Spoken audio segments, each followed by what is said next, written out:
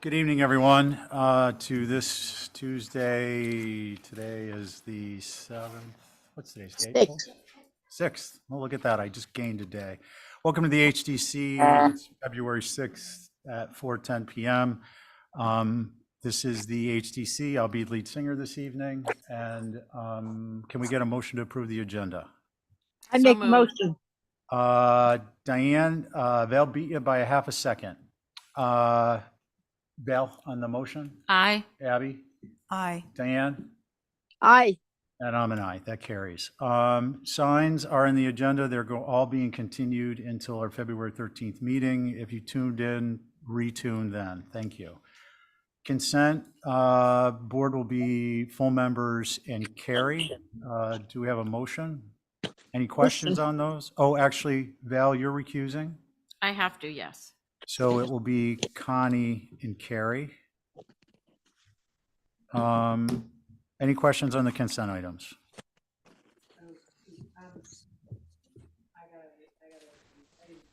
Okay, Joe, are you clear for consent items? He's gone. Yeah, it'll be Connie and the regular members. Do we have a motion? Motion. Thank you, Diane, on your motion. Aye. Abby? Aye. Val? I thought I couldn't. Oh, sorry, you're recused. Connie? And I'm an aye. Carries. We'll move on to consent with conditions. I'm off of that as well. You're off of that as well. So Val's off of that. Carrie? Yeah, I can be on that. Okay. Is Joe still not with us? I don't see him. No, I don't Connie? see his picture. Okay, would someone just let me know when he comes on? So Steve, Yeah. Thank you. On that 17 Burnell, that Sarah Consent with Menendez conditions. Yeah. is here, but they that somehow the pool got on there, and that was put in 2012, and I think that's just a mistake. it is. But she's just here to. Okay, make so sure. thank you. Let's do this. Why don't we make a motion? Whomever makes the motion, unless there's a question or a concern, will be to approve consent with conditions with the language appended to number 417 Burnell struck. Is that That's my someone's motion. Excellent. On your motion? Aye. Okay. Diane? Aye. Vale's not on it. Carrie? Aye. Connie? Aye. And I'm an aye. Okay, great. Now we're on to old business. Sorry, Mr. Chair, Joe Paula is back. Excellent, thank you. I think I'm back. Oh yeah, I'm back. Nice. I see you there. Okay, welcome back, Joe. Thank you. I feel We're on old business, let's see, Mariana Cavalier is the agent. Do we have her in the queue? And the owner? Yes, Okay. I'm promoting her now. Okay. This was last heard in September. And the board is myself, Abby, Diane, Val, and Joe. No alternates, none recused, recorded. Mariana, you are on. Hello. Well, good afternoon. Welcome to the HDC. Can we have the site plan? I got to set up some eyes in the back of my head here.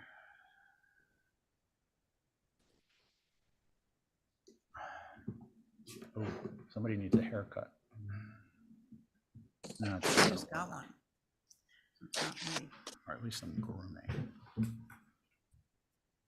Can you zoom in on the stand, please?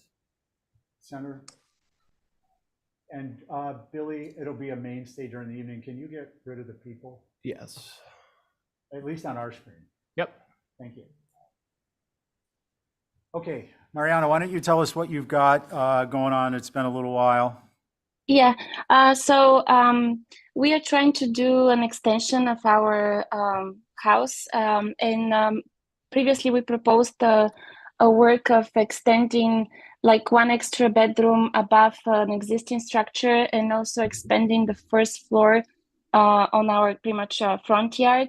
And they were also like there was proposition also for the attic to have added some additional structures there. But on the previous meeting, like you really didn't like how the front of the house looked like because it's a duplex house.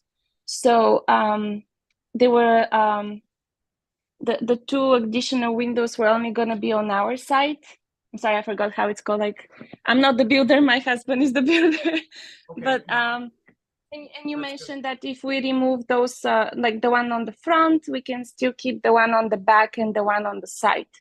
So now on the new proposed work, we remove the one on the front because the other unit doesn't want to expand and do the same thing we're doing. Okay, Mariana, just a quick question. The sheet that's on the screen now, can you see this on the YouTube? Yes. This is what's proposed currently? Or is this what was proposed previously? That's what was proposed previously. Okay, and which sheet is the one that is showing what's proposed currently? Oh no, let me see.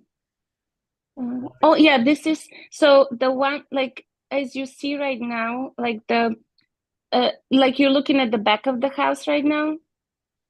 Yeah, so this is the current, this is the old proposition for the front. So what you see right now on the front of the house, like the dormer on the front, the one on the attic roof, this one, we removed it from the new drawings. Okay, On the I new saw drawings, one you, page. Mariana, I'm sorry to interrupt. This is the most recent proposal? no, The next one. Okay. Oh, yeah, at this point, I this just want is to the one. ascertain Yes, which. yes. Okay. So Okay, we guys. removed the dormer on the, like, on the main building, and like we just kept the one on the extension of the house. Okay, perfect. Thank you. Not to cut you off, but I think we've got enough information. We just need to be looking at the right drawings.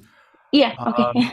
Again, the board is myself, Abby, Diane, Val, and Joe. Val, would you like to start? Yes, I think this is appropriate. Okay. Abby, Yep, I agree. Diane, I agree also. Joe, do you have a motion I would motion to approve as revised. on your motion? Aye. Abby, Yeah, I did, it says color change too. Is that something we? Mariana, can you just tell us what the color of the trim will be? The color of the trim of the windows will be white.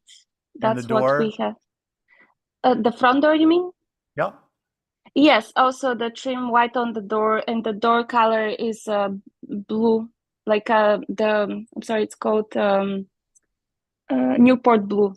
Okay, and are the window sash white also? The existing windows right now are not, but the ones No. that What, Mariana, just what you're proposing. What color would the window sash be? white. Okay, perfect. Any other questions? No, Okay, motion on the floor. I don't recall where I left off. Abby, I think it was? yeah, motion to approve. as We're submitted. just voting Joe. Oh, yeah, I'm in. Sorry. Okay. Oh, well, sorry. You asked the color question. It sounds like then the front of the house is going to have two different color windows on it, one for you and a different one for the neighbors. Okay, so the questions for this chair, we're going to hold the motion. Mariana, are all the windows going to be the same color and that will be white or no? And if no, which windows will not be white? Sash. So everything that is on our side, like the like on the new structure and on the existing house, are gonna be white. The neighbors, as of now, didn't mention that they want to change their windows. We Okay, tried and you're to gonna- ask them to do it, but they're not able to do it as of now. Okay, you're going to need to clarify for us, please, while we're looking at the front elevation, which windows are the neighbors' windows? The ones on the left side, the two on the second floor. I'm sorry, all the way on the right side of the house. Okay, so that's going to present an issue Mhm. because you view the front elevation of the structure in its entirety. Is it possible for you to work something out with them where they're painting those white? We can approve it subject to those windows being painted white, the window sash, and then we can move forward with this? I have a couple questions on that. So, Okay, are go you ahead. looking for the window trim to be white, or like they have to pretty much get new windows and the frame of the window has to No be new white as well? windows. No new windows. We're gonna, look at this as anticipating that the new windows are similar to the old windows? As far as like Just if, I'm sorry, if you're design, standing. yes. Yeah, okay, so if you're standing on the street and you look at this, they look the same except for currently, as proposed, yours will be white and they have 3 windows and the sash won't be white. Okay, so can we approve this subject to those particular 3 windows being painted, the sash being painted white? And the trim. Well, yeah, the trim she already proposed, but. Yeah. Yeah, so the trim, like, I don't think the trim is like the problem. Like we can trim it white on both sides. So the Okay. trim of the windows can be white, but like as far as replacing their windows, that's where the problem. Mariana, we're not occurs, talking yeah. about replacing them. We're not, let's listen Just to, painting the sash white. yeah. Okay. I Okay. think that's doable, yes. Joe, does that address your concern? Which I think is a legitimate concern, by the way. It is, because it looks like it's one house, but it's actually 2 units. But Okay, on the outside, it looks like one. Thank you. Joe? Well, yeah, I don't think I'm the only one with the concern. It No, sounds like, I'm not making that point to be pointed. You brought it up, so I'm asking if it addressed your concern. That's all. yeah, I think ideally all of the windows in the entire house are the same color and the trim, of course. And it sounds like the concession that we're making in a way is that the front elevation would have all matching sash color, but the sides won't be congruent. Right. And the reason I asked for that concession only was because, 1, it's the neighbor's house. 2, as you're aware, in Naushop or whatever it's called now, South Valley, I guess, isn't around anymore. Those homes are so close together and they have established landscaping. So Yeah. it seemed like a reasonable approach. Are you okay with Okay. that? Yeah, I'm okay with that. So yeah, I would motion to approve with all of the sash on the east elevation matching in color and all of the exterior trim matching in color. On the east? On the east, yes. Okay. Just On your on motion? the east. And Well, I would Front. think that Guys, Is- we're going to get through this evening if we push things through the chair, please. I want to keep a tight ship. Mariana, Joe has the Yes. floor. well, I'm going to withdraw my motion because it would be super helpful if there were photographs of the existing house and we wouldn't be asking all these questions. Okay. Yeah, so I did have photographs attached as well of the existing house, the way it is right now. Where? All right, we're going to take one more try at this, guys. I'll make a motion to approve only the architecture, and that, you can come back once you've talked to your neighbor and we can make it all one color. But for now, just the architecture is being approved. That's not going to So- work. Yeah, it's not going to work because you got to It's an order the addition. windows. Mariana, please do not interrupt while we're having a Okay, discussion. I'm sorry. I will come back to you. So if you have something that's important to say, you have an opportunity to, but we've got to be able to converse amongst ourselves. Val is pointing out that very likely these windows will be ordered white because that's how they come. Can we please, are there pictures online? Okay. So what I would like is a motion, please, to hold this until next Tuesday to the front of the agenda. Mariana, please turn in pictures so we can see what, in particular, what we want to see is the front of the house from the street and a side view at an oblique angle of the side, which is the neighbors, so we can see what the view will be if those windows and or trim are window sash and or trim are not painted. Okay. Okay, Okay. Thank you. you're Is welcome. that your motion, Bill? Yeah, On your motion? I. Abby, Aye. Diane, Aye. Joe, Aye. and I'm an aye. Okay. Okay, we're done with the first application. I was going to say that. I think Wow. we should take a Well, break. it's very unusual. 25 Willard, main house revision. Matt, Site plan, please, and then we'll go to the elevations.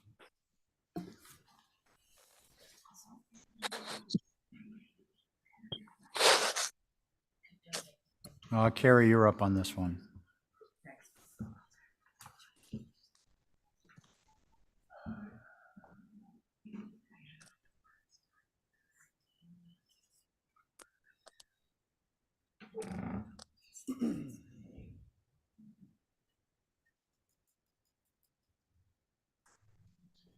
Okay, with your permission, Mr. Chair, I can dive right in. Go ahead, Matt. Okay, so this is a renovation of a structure that you've previously approved. So we're here tonight to ask for a couple of minor fenestration and exterior trim details revisions, and also ask to change the windows from TDLs to SDLs. So if we go to the south elevation, I think that'd be a great place to start. So again, the fenestration changes are minor. They're all relegated to the south elevation, first floor. And there's 2 French doors that are underneath the deck on the south elevation that we're looking to omit. And then there's an existing, I can wait. You probably want to scroll down to those are existing, I think.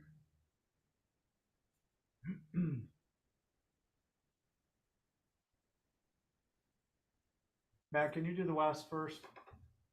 The last, Is there anything on the west? no, other than just the windows changing to SDLs. Okay. South? South, yeah. So that's the demo plan. It might be more helpful to show our proposed drawings, just because it. Matt, can you give Fiona a general idea where they are? Slide 22. There you go. That sheet right there. Okay. So all the windows are clouded, but I'll start with just the fenestration changes. So previously, where those 2 clouds are underneath that first floor deck, there were 2 narrow French doors, and we just wanted to omit those. And then there's a triple unit on the first floor directly to the left of that. That is currently a double. It's approved as a double. We wanted to make it a triple. If you felt keeping it a double is more appropriate, we could certainly do that. The kitchen designer said that 2 works as well as 3, because I did express some reservations about the 3. The other changes on the skirting, we did have brick piers, and we're looking to omit those because they were concerned they might look a little too visually predominant. And where there will be perimeter plantings, we felt that this was a more sympathetic approach. The other request is the original approval. Any new windows were new windows, and they were TDLs. We have included photographs of all the existing windows. We're asking tonight to replace all of the windows that were not to be changed. The size and dimension would be identical, but we do want to replace those with new windows and also make them SDLs. So a couple of minor fenestration changes, but the bigger ask is to replace any existing window with an SDL, and obviously the new windows would be SDL. All the mutton profiles would match to what's there now exactly. We have some comprehensive photographs in the file that shows interior photos, exterior photos, and there should be a comprehensive survey there as well.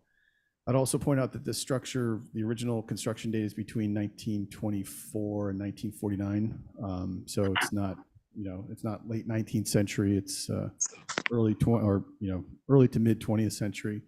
And it's also outside the OHD. So with that, look forward to comments from the board, Mr. Chair. Thank you. Thank you, Matt. We do not have Holly with us this Yes, you do, Mr. Chair. Oh, Holly, you're here? I am here in the Zoom. I apologize Okay. for not physically being there. That's Thank no you, Mr. apology Chair. necessary. Thank you. I do have notes on this, so I'm going to be, and I don't have it before me at the moment. I'm waiting for them to come home, but what's on the top of my head is this is a circa 1880s structure. We found that out with the survey work that we're doing. That was originally built on Hulbert Avenue, and it was moved to this location in the 20s and 30s. There's extensive documentation of that. So with that said, this is a contributing historic structure.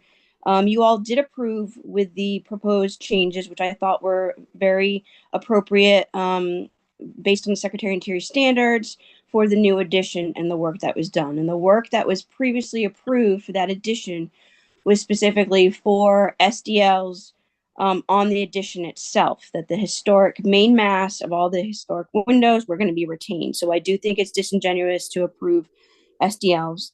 With that, I do also think that the skirting should be remained as previously approved with the bricks. The bricks is more appropriate and it grounds the structure. And then lastly, regarding the triple window, I think the double window would be better than the 3 gang. So those are my comments, Mr. Chair. Thank you. Thank you, Holly. Much appreciated. Mr. Chair, could I just ask Very one briefly. quick question? Just, I wasn't, the documentation available to us currently puts the house at 1924 in that range. So that information is out there. I'd love to see it. And 2, I just take issue with the use of the word disingenuous. That's the second time Holly's used that, and I don't think it's appropriate because it implies that it's trying to do something to like a bait and switch. That's certainly not my intent here, only to replace windows. So just a I'll point. just say, your point is well taken. I don't think Holly intends it that way. I don't but think so either. I think that's probably enough on that subject at this point. Thank you, Matt. Matt, I don't mean to speak for you, but I'm just trying to keep the meeting on track. I think, Matt, that's a fairly material piece of information. Are you comfortable with holding and reviewing, or do you want to pursue this evening? If I could come back next week, that would be huge. So we can get a motion to move this to next week, Tuesday. So moved. Thanks, Diane. On your motion, Aye. Abby, I'm an aye. I just wanted to know the make of the window he wanted. we're going to use. have a chance to, Okay. it may not even be relevant after Matt reviews the information. Val, Aye. Carrie, Aye. and I'm an aye. Thank you very much. Okay, thank you, Matt. Appreciate your And I'll patience. follow up with an email, Mr. Chair. Pardon me, Holly? I'll follow up with an email with historic information for Matt. Thank you so much. Let's see, we are on to 33 Quidnet. The board will be full members and Connie. And do we have representative? Yes, I'm here, Michael Leftweisberg from Workshop EPD. Hi, Michael. Good evening. Hi, good Why evening. we'll get the site plan up, and then why don't you please walk us through with page direction for staff as you're going? Happily. The site plan is on page 9 of your PDF. Well, it's too big. And let me know when it's good to start. Color change. Starting with what? Site plan, let's look at the site plan first, please. I did just ask Michael to steer, but we want to look at that.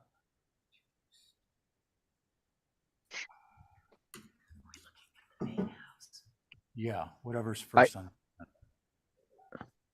So this is the main house. So I'll jump in if that's okay and just give a quick overview. Yeah. Okay, so this application and the one that follows are the main house and garage studio of this project at 33 Quidnet. It's previously approved, under construction now, no visibility from the public way whatsoever. And for the main house, we are actually just requesting tonight a color change to the windows and doors from previously approved gray window, gray trim and gray sash to newly requested natural trim with black sash. The only other change that is proposed on this application for the primary dwelling is the change from a Dutch door at the front primary door of this house to a solid door of the exact same design, which you can see clouded there.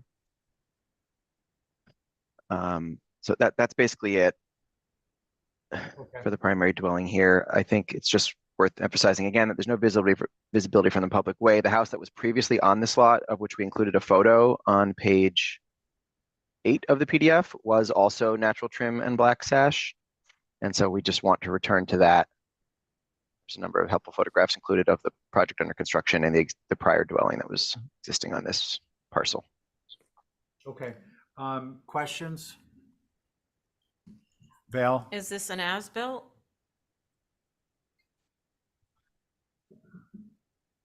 Michael?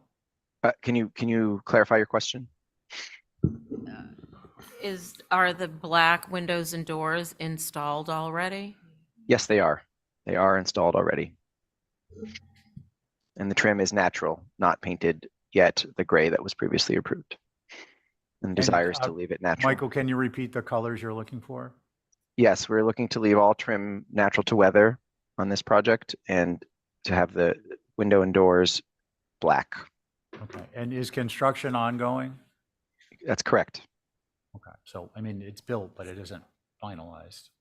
Yep. I mean, just to be clear, we typically have a distinction, and as-built is something that someone comes in after the fact, they didn't get approval, is typically what we use that word for. Yeah, it's partially complete. And so we're looking for approval before finalizing. Thank you. I just want to be clear in our understanding. Yep. Val, do you have any follow-up or comments, questions? No. I think you can see it, but is it significantly more detrimental than gray? I'm not so sure. Okay. It's a wide open site. Abby? You know who would really know would be Carrie, because this is her territory. But to me, if there's a precedence of black sash, I'd be fine with it. I just think it's a little harsh. I kind of like the gray on gray. Thought that was a little more subdued, but I'm willing to, I would like to hear what the other board members say. Okay, thank you. Diane? I'm not sure that this is the location for black sash. I think the gray on gray is better and fits the house into the landscaping better than calling it out with black. Unfortunately, I just think that that's the way it is, and it's good to keep it that way. Okay, That's thank it. you, Diane. Carrie? 1, 2, 3, 4, thank you. Connie? Can I ask a clarification? Yep. So the original approval was for black windows or gray? The original approval was for gray trim on gray sash. Okay. Michael, unless, it seems to me like Connie, didn't mean to cut you off. Oh, that's okay. Yeah, I'm not so sure about the black windows myself. Okay, so given the general uncertainty, Michael, I would suggest that you request a view. This will be number 3 on next week's agenda. Yeah, we'll happily take a view on this one. Yeah, for you guys, from Quidnet Road, you can't see the structure or the garage or the studio. I don't know if I've been to this house 4 times, maybe 6 actually. So yeah, I've driven, you can't see the structure. Yeah, there's completely no visibility of the structure. But let's do a view. Let's do a view. And yeah, and we can also circle back with photos I'll from. bet you a pint on that. Okay. Okay, can we get a motion, Val, for a view? Motion to hold for a view. Okay, great. Next. Is there any number action 3 required on next our week. end to support that viewing? No. Nope. Great. Correct? Sorry. It'll just be put back in. Okay. Yeah, and I would make that for the second one as well. Okay. Because, Both. yeah, Okay. On your motion, aye. Dan, Aye. Abby, Aye. Connie, I and I'm an aye. Look at that. We're just cooking with gas this evening. Number 3, 33 Quidnet revision to the landscaping. Is Mirka here? Oh, there you are. Good timing. Good evening. Oops. Good evening.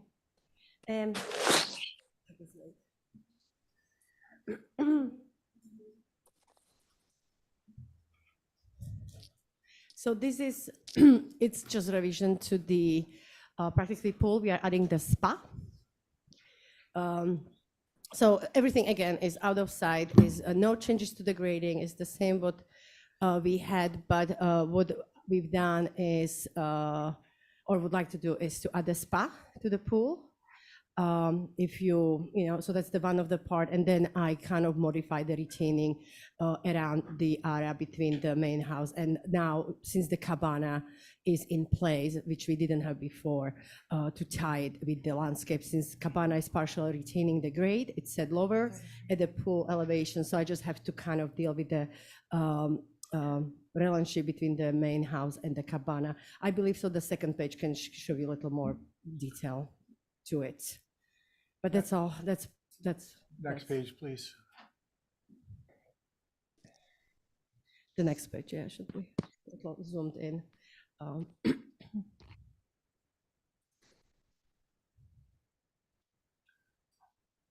We're gonna have to revisit file size. You guys got to send these things in at like 10 megabytes. Mirka, just while you're here, so if you compress this, you can do like 72 DPI from your CAD program. Will do, yeah. 104 is better. And do the images separately and then drag them in. The So file it's kind size of, will yeah. decrease dramatically. We'll do. I will make sure the team is aware of it. But yeah, so my apologies.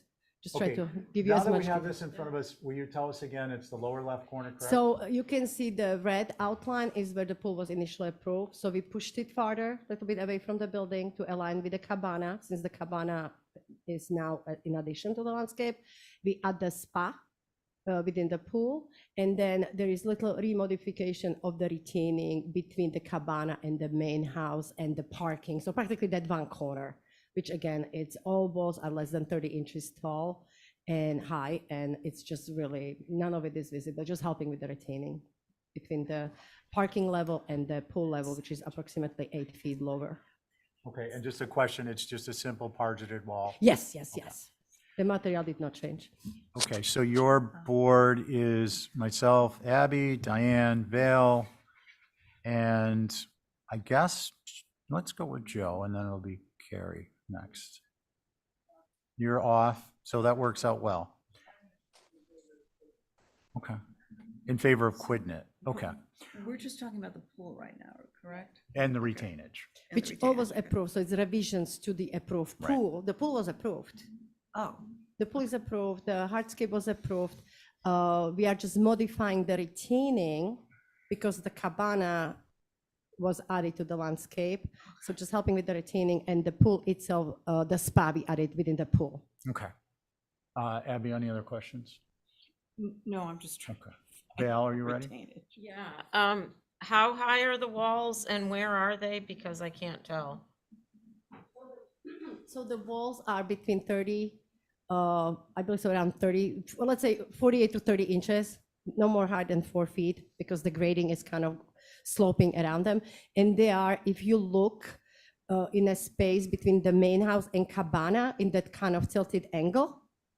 So all the walls are located within that area, between the parking, main house, and cabana. It's all right there.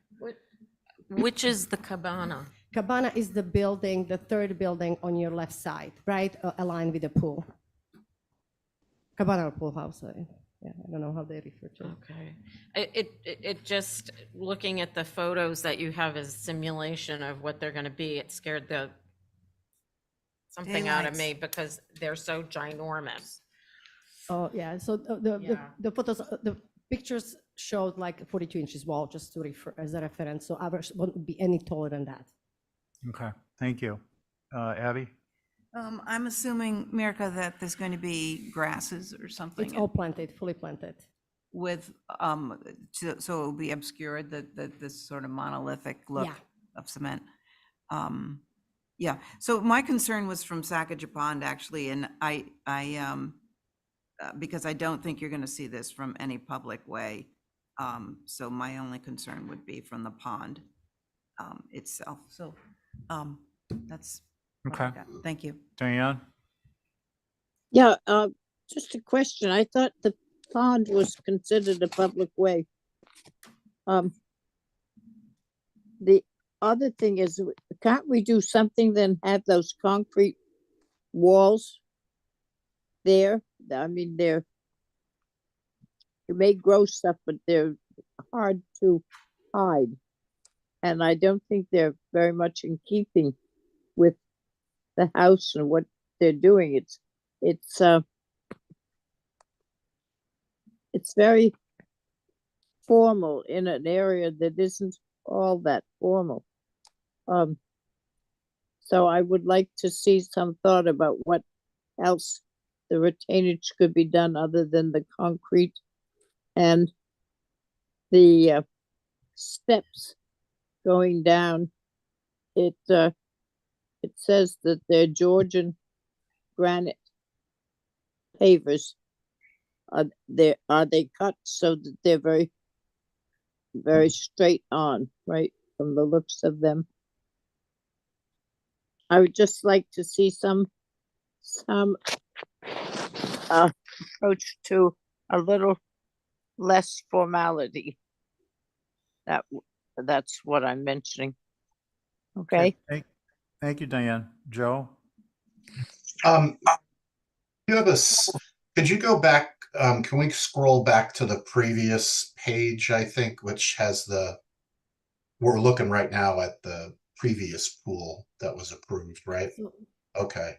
Mirka, you said the retainage is between the cabana and the house itself, so it's sort of internal to the lot. Is that correct? That's correct. Yeah. So it's not wrapping around the pool. No, it's only in the area between the cabana. I wish to point it out, but it's it's in the triangle between the parking, main house, and the cabana. Yeah, it's highly tucked in, and it will be fully planted too. So none of it will be really visible from anywhere, just the pool area. Yeah, it sounds to me like we're talking about an area that's not visible, and I think your precedent images make it seem like it's wrapping the pool and is probably more exposed than it will be in reality. So I have no concerns due to lack of visibility. Okay, thanks, Joe. Carrie, as a not sitting member? The only question I have is what is the edge of the pool? Can you please go to the mic? Just a question to the edge of the southeasternmost corner of the pool. From the pond where you see that edge, the grade drops down significantly. So if you just, I want to confirm, like the location of the pool and the grading is not changed as was approved. We went through the original approval. I was showing you the grading that we actually lowered the pool. So pool is actually sunken. So from the pond, you cannot even see it because we have actually little mound. So pool itself is sunken within the backyard. So there is no really visibility from the pond. And I just slided it like 10 feet diagonally. And physically, I cannot tell you how long, is it 500 yards? It's like really far from the pond itself. Really far? Very far. I wouldn't even can tell you. And I just want to clarify, all materials was already approved. So I am not here to asking for a change of the material that's already been approved in the original approval. Okay, thank you. So I'd like just to get a clarification. The retainage and the pool will not be visible from across the pond. No, that's correct. So if we make an approval contingent upon that, you're fine with it. I'm already confident you cannot see it even that's today. fine. Yeah. Any other comments? Is there a motion? I'll make a motion to approve as submitted with the usual caveat. Not Can't visible be at time seen Not visible at time of inspection and thereafter, and no grade changes without approval of the commission. Okay. On your motion, Aye. Abby, Aye. Diane, Aye. Joe, Aye. and I'm an aye. Thanks, Mirko. Thank you very much. Have a nice evening. Okay, we're on to 121 Nantucket. That's it.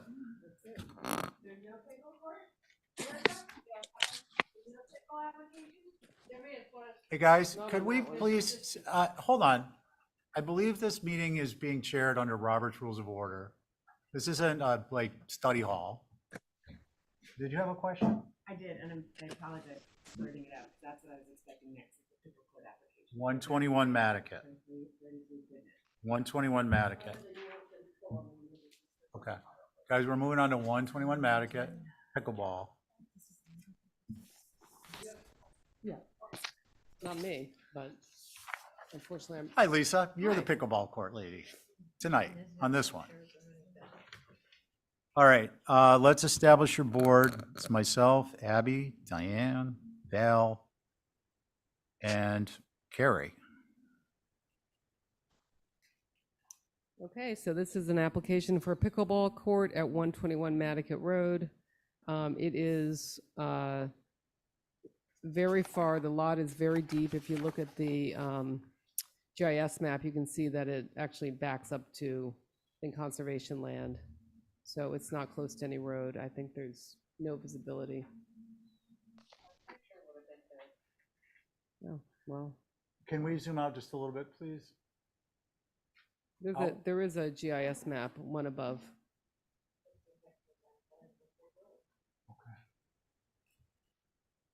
All right. Let's see. Do we have any abutters?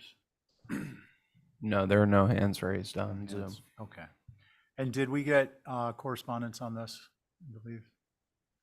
No, you guys wouldn't know. You guys, was there correspondence on Mr. this? Chair, Yeah. we only received pickleball court opposition for the one at 33 Quidnet Road, which is farther down on the agenda that you won't hear tonight. Okay, thank you. But not I this thought one. Thank you. I knew I'd read something about pickleball. Okay, let's see. Who would like to begin?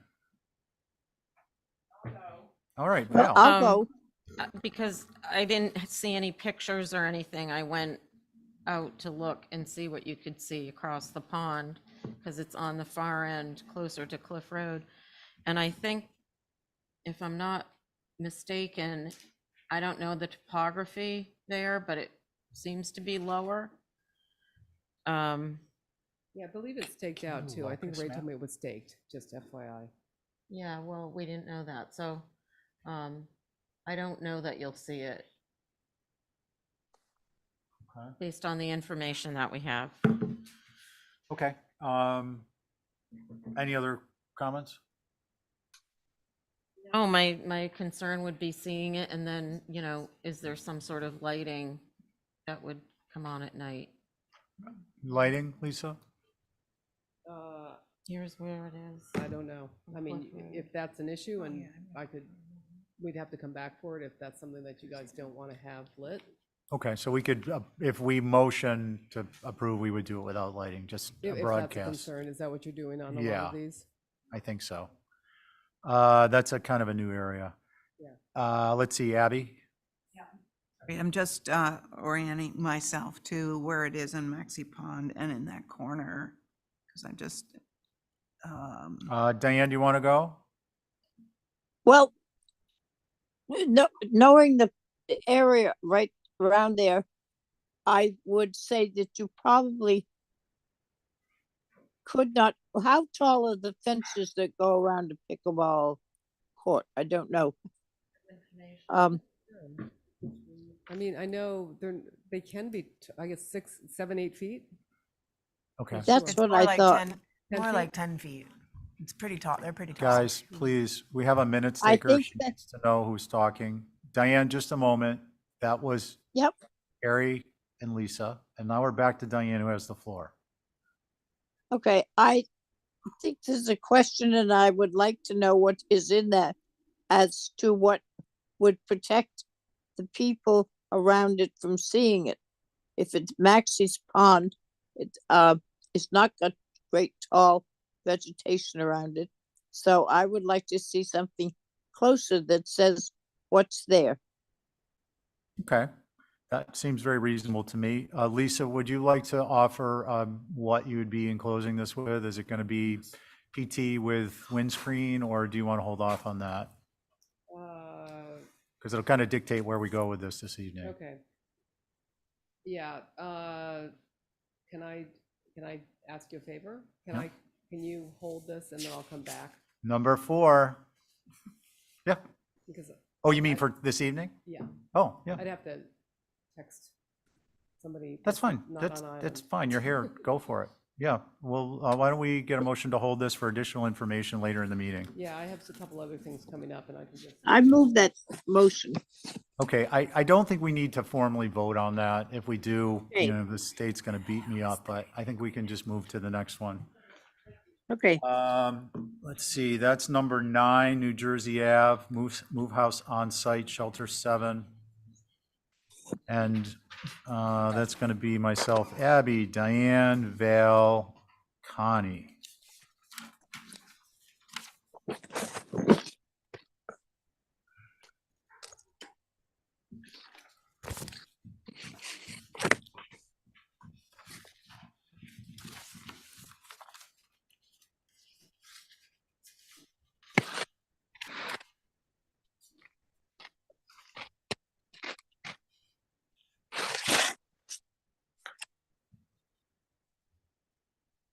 Jason, you are on.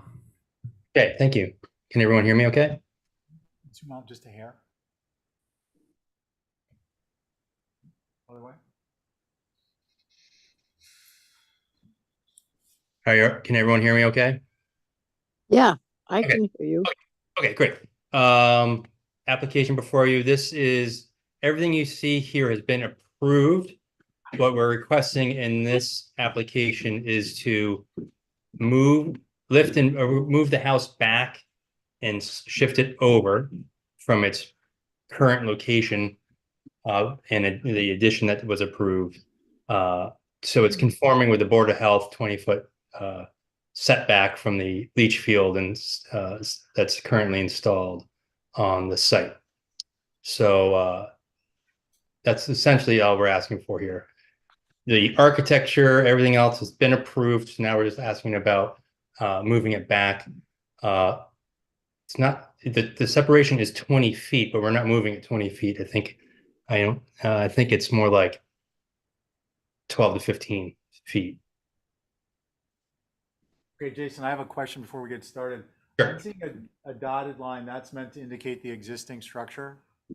That's correct. Okay, and then I'm seeing a footprint that appears to be in the same area. Am I misreading this? Nope, you're reading that correct. So how is that a move away from its current location? Okay, so this page is not showing, this is showing the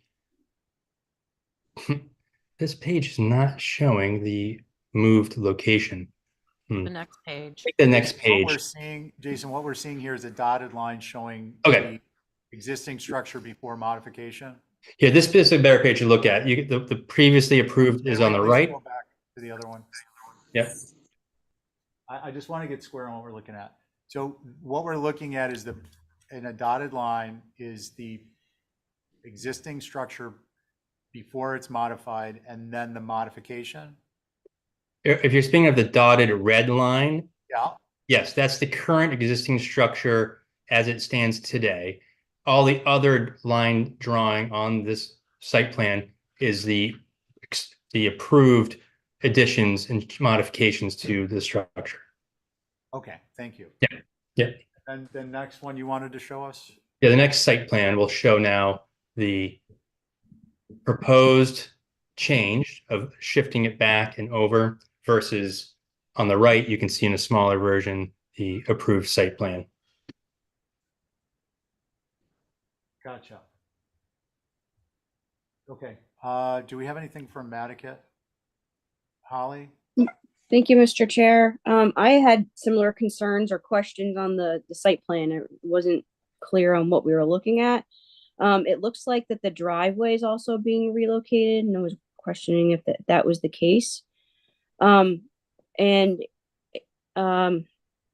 did have concern about, this is a contributing structure, moving it because of the existing leach field, and I get it, that's a health issue, but it's a little, I don't know. I don't know what to say on it, but I'm glad that there's no changes to the architecture. I just had more concern on the site plan and the proposed location of the driveway. It looked like it was moving. Thank you. Okay, thank you, Holly. Any other questions by anyone? Who would like to begin? I'll go. Yeah. I don't have any concerns with the application per se, but I would just ask that some information on where the septic is to back up the move is added to the file. Okay, thank you. Why don't we switch it up a little bit and go right to Connie? Yeah, I agree with Val. I have no concerns. Okay. Diane? Hi, I don't have any, I don't think, on the site plan where it says New Jersey Ave. And right where it says Ave, if you go over to the site plan, you'll see that red rectangle, but I don't know what it is. What's going in there, or coming out of there, or what is it? That's space that's being created. They're moving, that's the setback that's being created. Oh, okay, Okay? yeah. All right, let's see, Abby. I'm good. Thanks. Good. You're good enough to make a motion.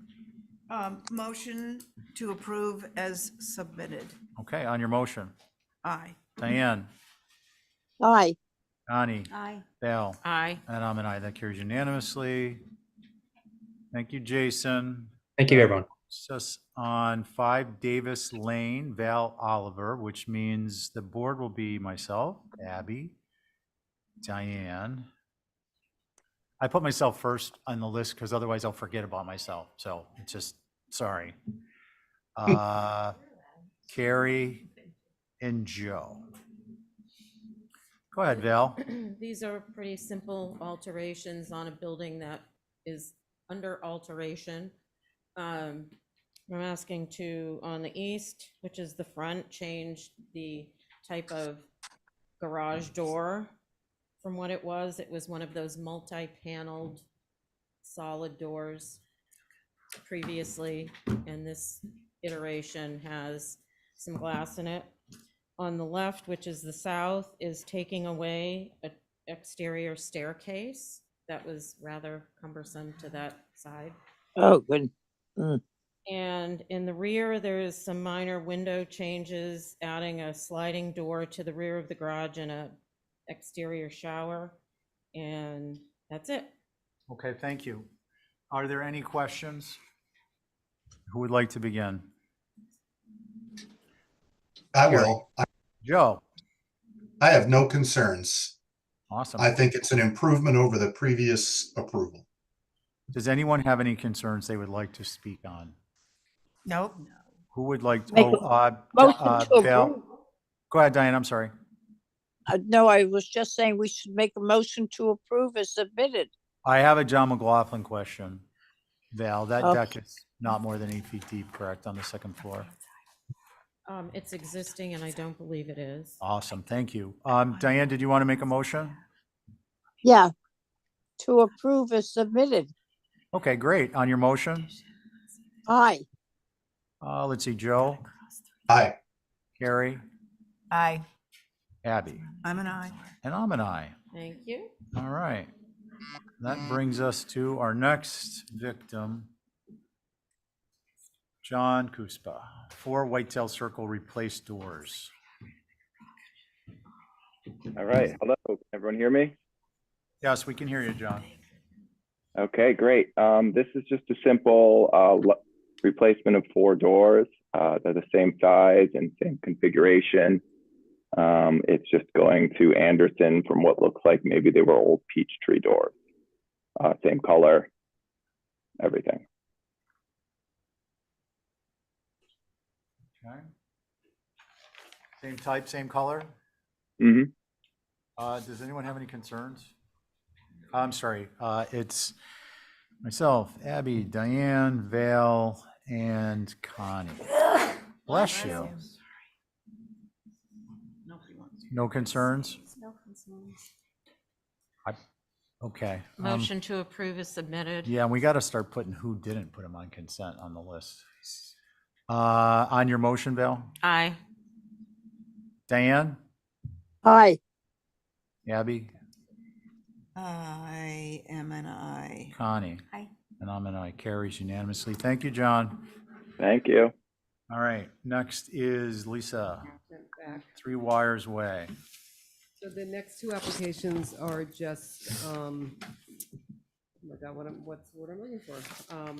Reissuance of existing certificate of appropriateness.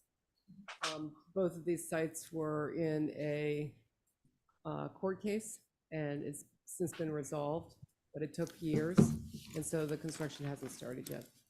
And absolutely no modifications. No, not at Okay. this point. Guys, we have been in the longstanding habit of boards well Yeah. before us that these just automatically go on consent. I think that we should respect that tradition. There are no changes. I'll make that motion, Mr. Chair, for both of the applications. Okay, so the board is myself, Abby, for both of these, Diane, Val, and Joe. On your motion, Val? Aye. Joe? Aye. Diane? Aye.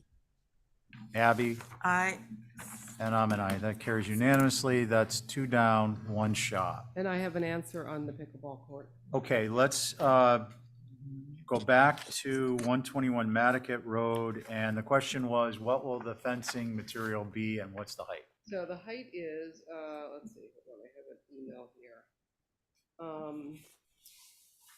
We just talked to the project manager from the company that does these. They indicated they install a standard 4-foot open chain link fence that's covered in rubber. It can be black, dark green, or brown, whatever you decide. The size is per the Blackwell drawing. Let's see. It will be surrounded by regular grass for 4 feet around the court, then natural Nantucket grass and plants around the rest of the open space. So it will be totally blend into the surrounding ground cover. So Okay. I think they're saying a 4-foot high fence, natural vegetation around it, not visible. Okay, I just want to get clarification. Did you say a 4-foot? That's what he's saying in his I email. don't, Gonna lose the ball. yeah. Well, I mean, I would do a higher fence and with maybe the stipulation that it's not visible. Yeah, I think that seems fair. Carrie, did you want to, that picks us up where we left off, which was with you. So please continue. On this, I'm not voting for pickle courts. Sorry, I don't know. I might be going against all the rules of the HDC, but I don't see a pickle court in a residential neighborhood. This pickle court, like every other one we've seen, is farther away from the owner's homes than other people's homes in the neighborhood. I think it's wrong. Okay. So I don't know, maybe I'm gonna get in trouble for that, but No, but you should probably Yeah, that's a separate thing to look I'll find out into. tomorrow in the. No, I don't think, I Yeah. think it's just a matter of finding out if you can, we're not going to discuss it right now. We're discussing the application. Should I just refuse? It's probably a safer bet just to abstain from this, and we'll have Okay. somebody else sit until you get clarification whether you can vote on something you have a predisposition against. Maybe if you have a legitimate reason, then you can still vote. I don't know. It's not my. Yeah, no, I'll just Okay. step away from pickle courts. So we'll do Connie, I think, on this. Are you okay with the change?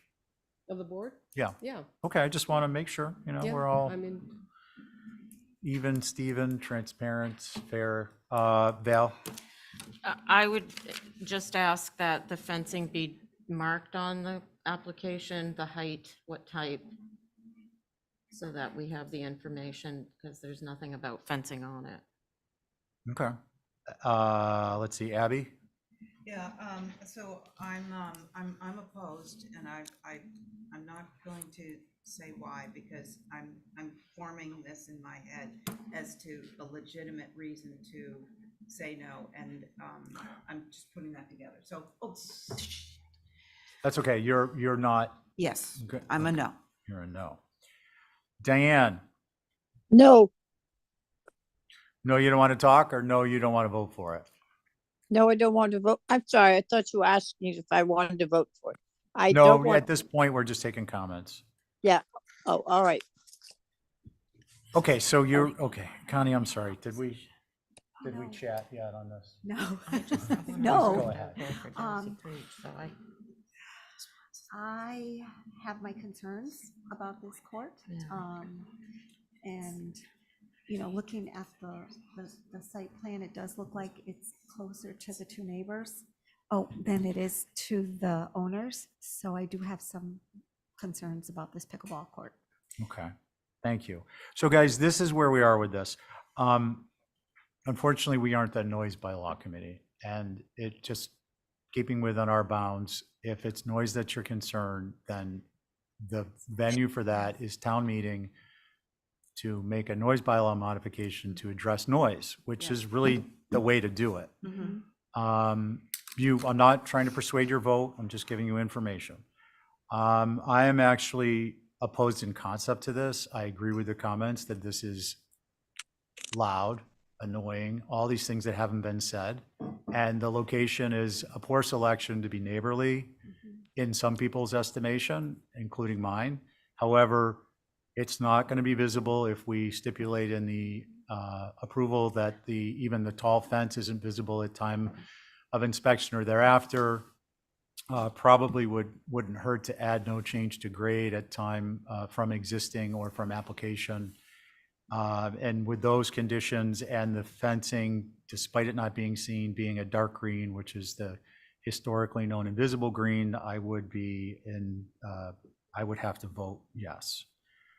Val, you seem to have a handle on all those concepts. Do you want to put together a motion or do you want me to? Yeah. Usually if I ask a question, I always answer the one I ask first. So you want to put it together or you want me to? No, Okay. but I am voting in favor, so. Okay. So the motion will be to approve through staff, subject to a dark green fence, no taller than 7 feet. What did you say? One second, I'm sorry, Lisa. What did you say a typical pickleball fence is? I'm not sure what a typical, but the ones out by the public ones are 8 to 10. Okay, so the motion will be no taller than 8 to 10, subject to the pickleball court and fence not being visible at time of inspection or thereafter. No changes to grade as exists or is shown in the original application. On my motion, Val. Aye. Abby. No. Diane. No. Connie. No.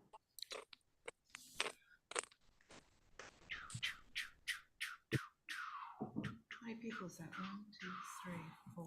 Yeah. Okay, you got a full board. So you're gonna end up with a denial on this.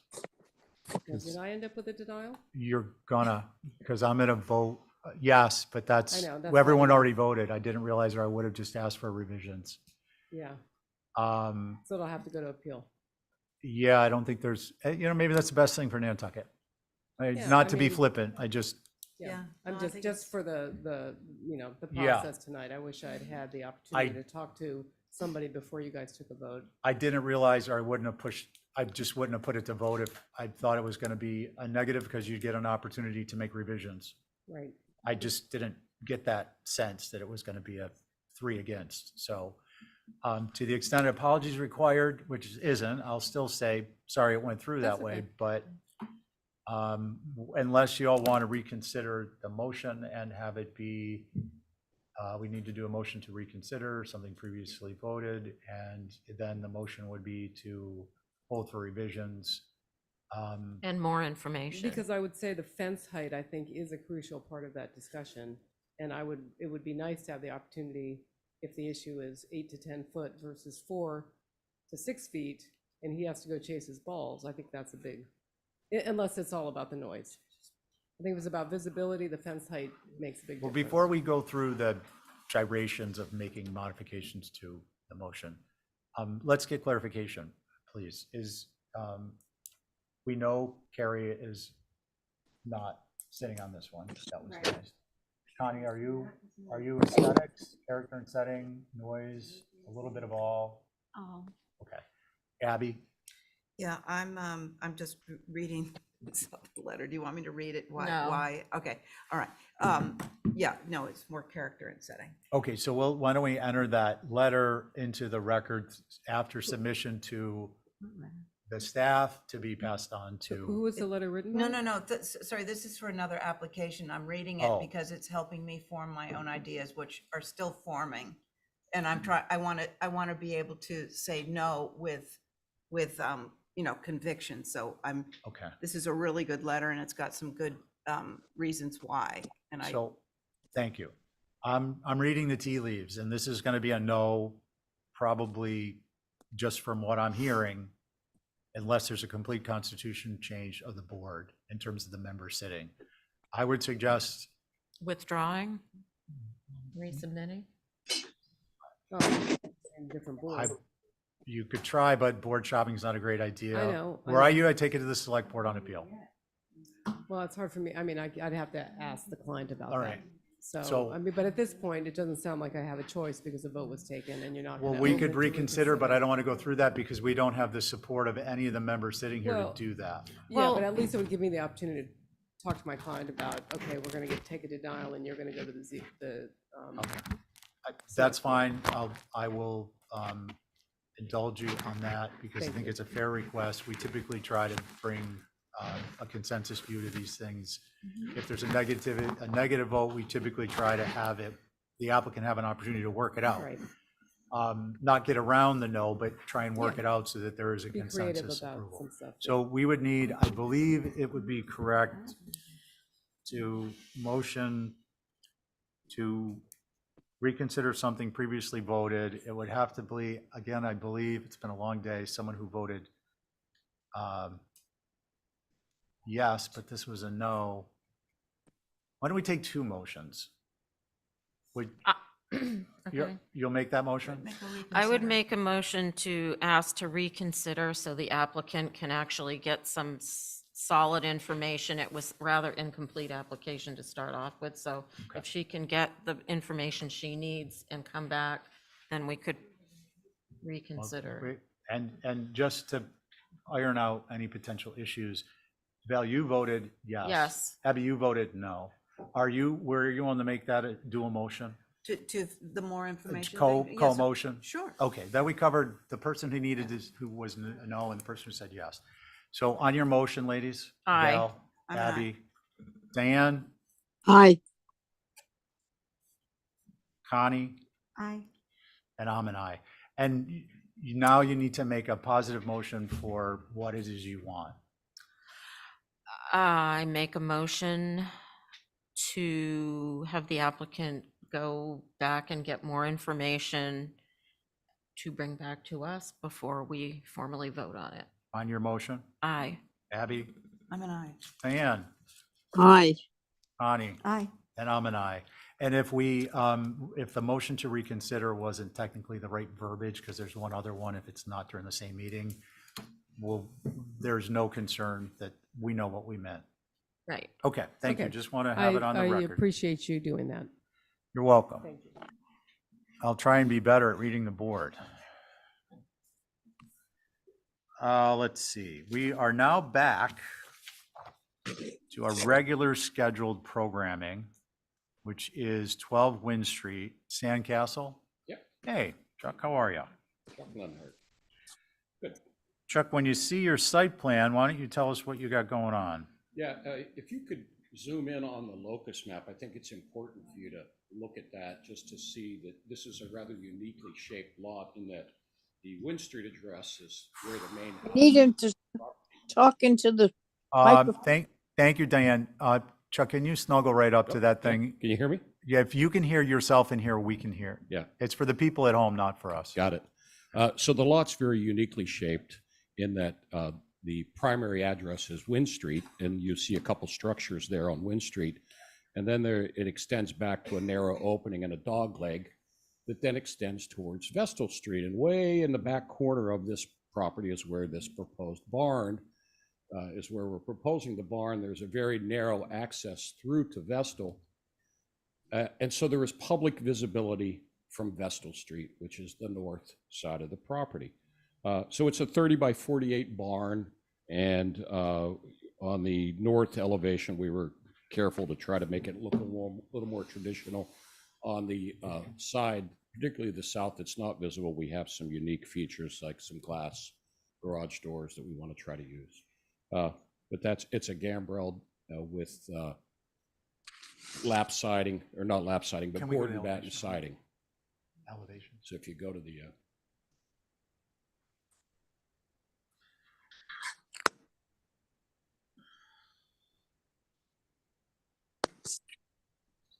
that is the south that won't be seen. That is the north that would be seen from Vestal.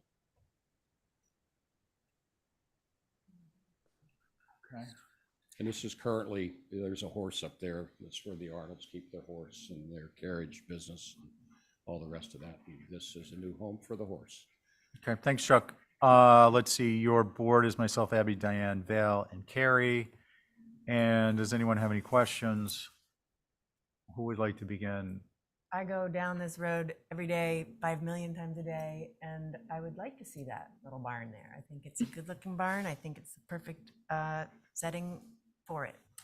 Excellent, thank you, Carrie. I do have a question, Chuck. I just want to confirm this is wood lap siding. It is, Okay. actually would be like a number 2 cedar siding.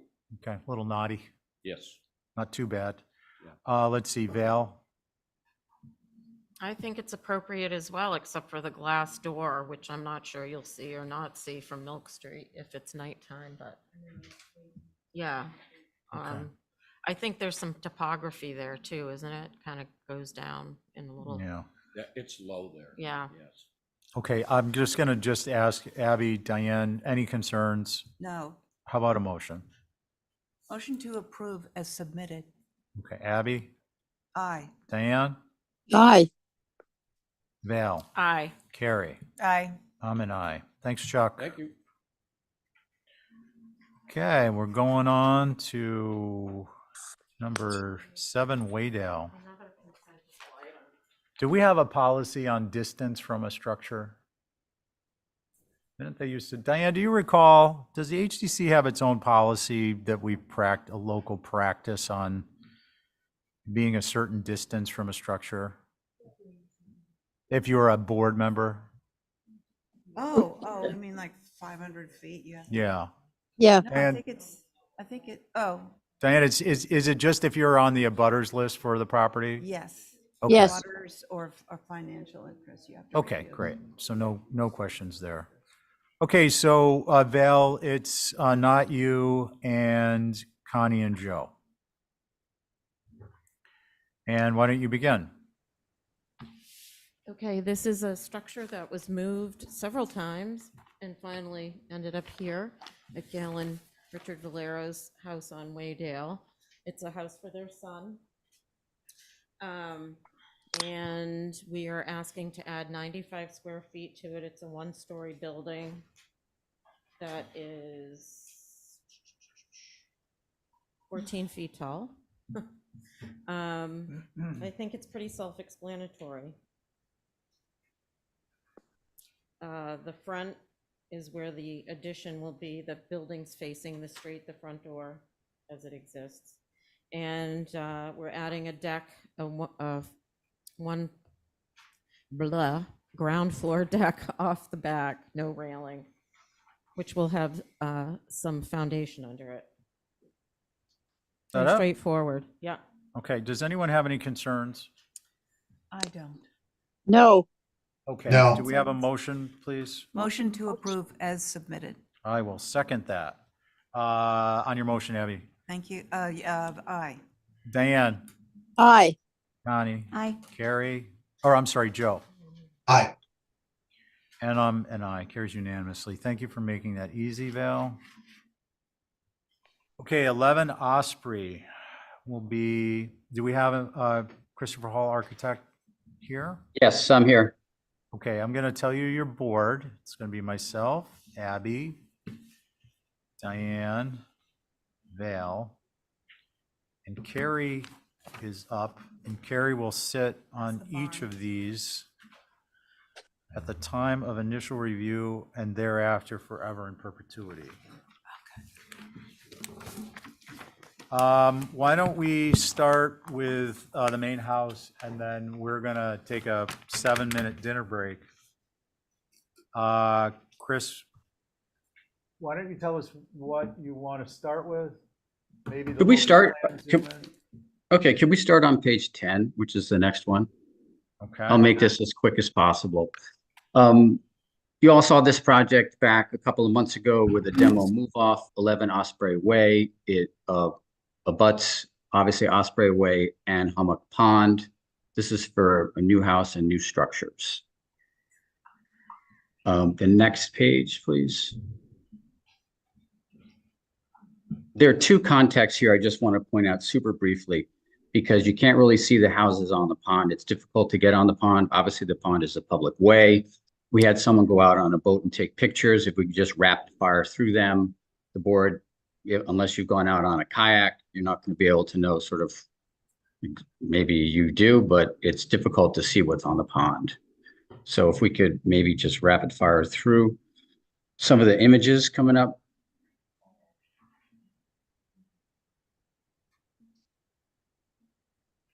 Thank you.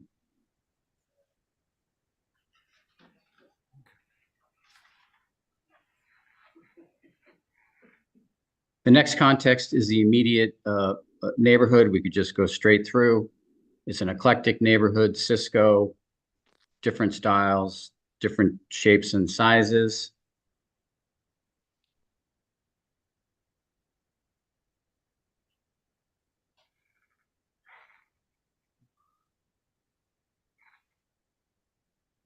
Okay, thank you so much. This is the site plan of what's currently there right now. Excuse me, it's a drone shot. South is to the left, north is to the right, Hummock Pond is to the right. There's an existing primary residence that has demo move-off approval. There's a permitted pool in between. There's an existing secondary dwelling that has demo move-off approval. It's in the middle of construction, was halted because of water damage and flooding, and my client would like to move forward with new construction. Can we? Next page, please. Yeah, just see the whole site. Yep. Okay. Thank you. And then elevations?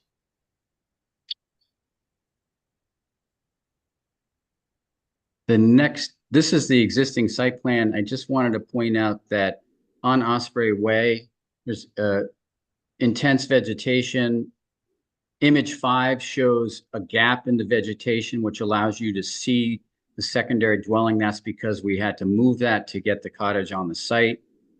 HDC requirements are that be filled in. That will be filled in, leaving you with very little visibility from Osprey Way, very little visibility from on the east and west side, and obviously pond visibility up on the north. Okay. The next site plan is the proposed site plan. In red is the primary residence, which is this application.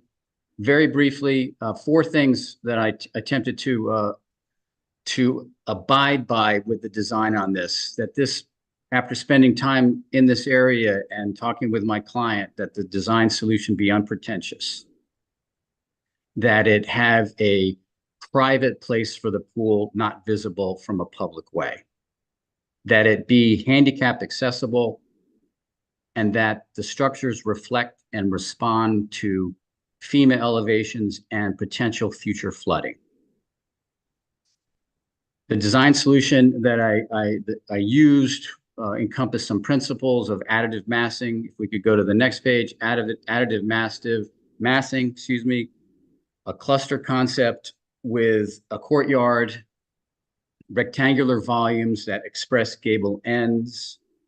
And this is an image that I showed back during demo move off when I was asked to show the scale of what would be proposed if the existing primary dwelling was demoed or moved off. I'm sorry, what's your first name again? Chris, okay, that clarifies. Those lines, the horizontal lines we saw across the door were shadow lines of the pergola? Yep. Okay, go ahead. So this next image, this next page, if we could see it in its entirety, maybe you can, I can't quite, but if the slide or page can be seen, maybe made just a tad bit smaller, we could see the whole page. Maybe zoom out. Yeah. 50, yeah, there you go. And then recenter. Okay, great. Thank you so much. On the top right, the primary residence is circled in red. And obviously there's a perspective to left top, and then there's a straight on elevation down below. The The family room in the center there is back about 22 feet in an open air courtyard onto the pond. So that's set back 22 feet. To the left, there is a screen porch. To the right, there's a bedroom addition. The house is to be natural cedar shingles to weather, Quaker gray windows, natural cedar roof, and brick chimneys. Next. This shows, again, the key plan is up on the right. This is the interior courtyard view of the primary residence. It would not be possible to see it. That is the interior elevation. The next image, these are the two side elevations, east and west. There's elevation key at the top of the page showing the scape or the view of the ensemble. This larger image to the right is the east elevation of the primary residence. Directly below it is the west elevation. Again, there's a key plan to the left. And then the final slide or drawing to end my comment or my intro on is that this is a section taken through that family room. If you go back down, the existing cottage had trusses, several trusses that were inside the building that we said we would reuse. So the family room was designed, if you go back up to the next image, the previous image. Perfect. On the left-hand corner, those are the trusses. Those trusses are in the ceiling of the family room. That section also shows the pergola, which would be on the North Hummock Pond side. And I will end there and gladly address any questions. Thank you. Okay, thank you, Chris. Let's see, we established the board, myself, Abby, Diane, Val, Carrie, as a reminder. Let's see, Carrie, why don't we switch it up? I appreciate the low massing, the fact that it's on one floor. I'm very concerned about the full walls of glass on the center main mass, front and back. It's going to be completely see-through. That's not appropriate. The ridges seem awfully long, and I don't have any dimensions on the lengths of the ridge, not necessarily east to west, but north to south on one of the bedroom masses. Well, the only bedroom mass. Sorry? Yeah, it's just a very small scale with no dimensions, so I'm a little bit concerned about that. And the chimneys read almost industrial with the height and the location that they are in. I'm not so sure that's great, but I do appreciate the single-story massing, but I do think the fenestration and long ridge heights need to be mitigated. Thank you, Carrie. Let's see, Abby.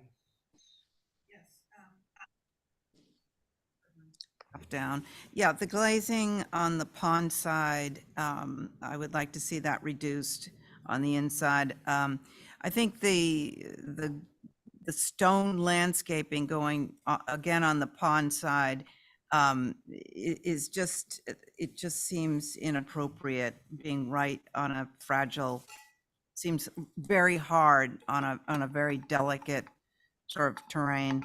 The massing itself on this site, the previous one had buildings, sort of three buildings sort of scattered randomly. This creates a block that's going to be viewed as a block from the road and from the water.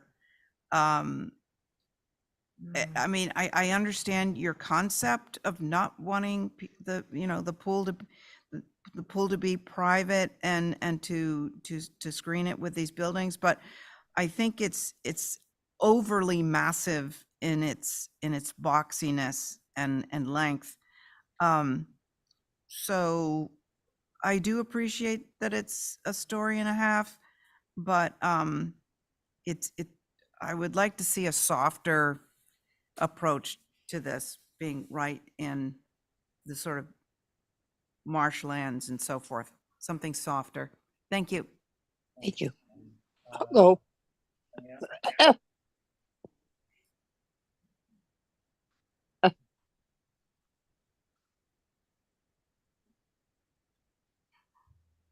Diane? Yes, you've lost your volume. I feel the way that Abby does also, and Carrie mentioned. I think this is not sort of appropriate to Osprey, which is like the house that was there. You could see the main house, but you didn't see the rest. And so you weren't aware of what else was there, which made all that area in there good. This is there and says so. I think that the center part is not what we expect to see here, and particularly down at the pond. I think the west elevation has problems with the fenestration. I would like to see that elevation if I could. I did have it before, but it's gone. West.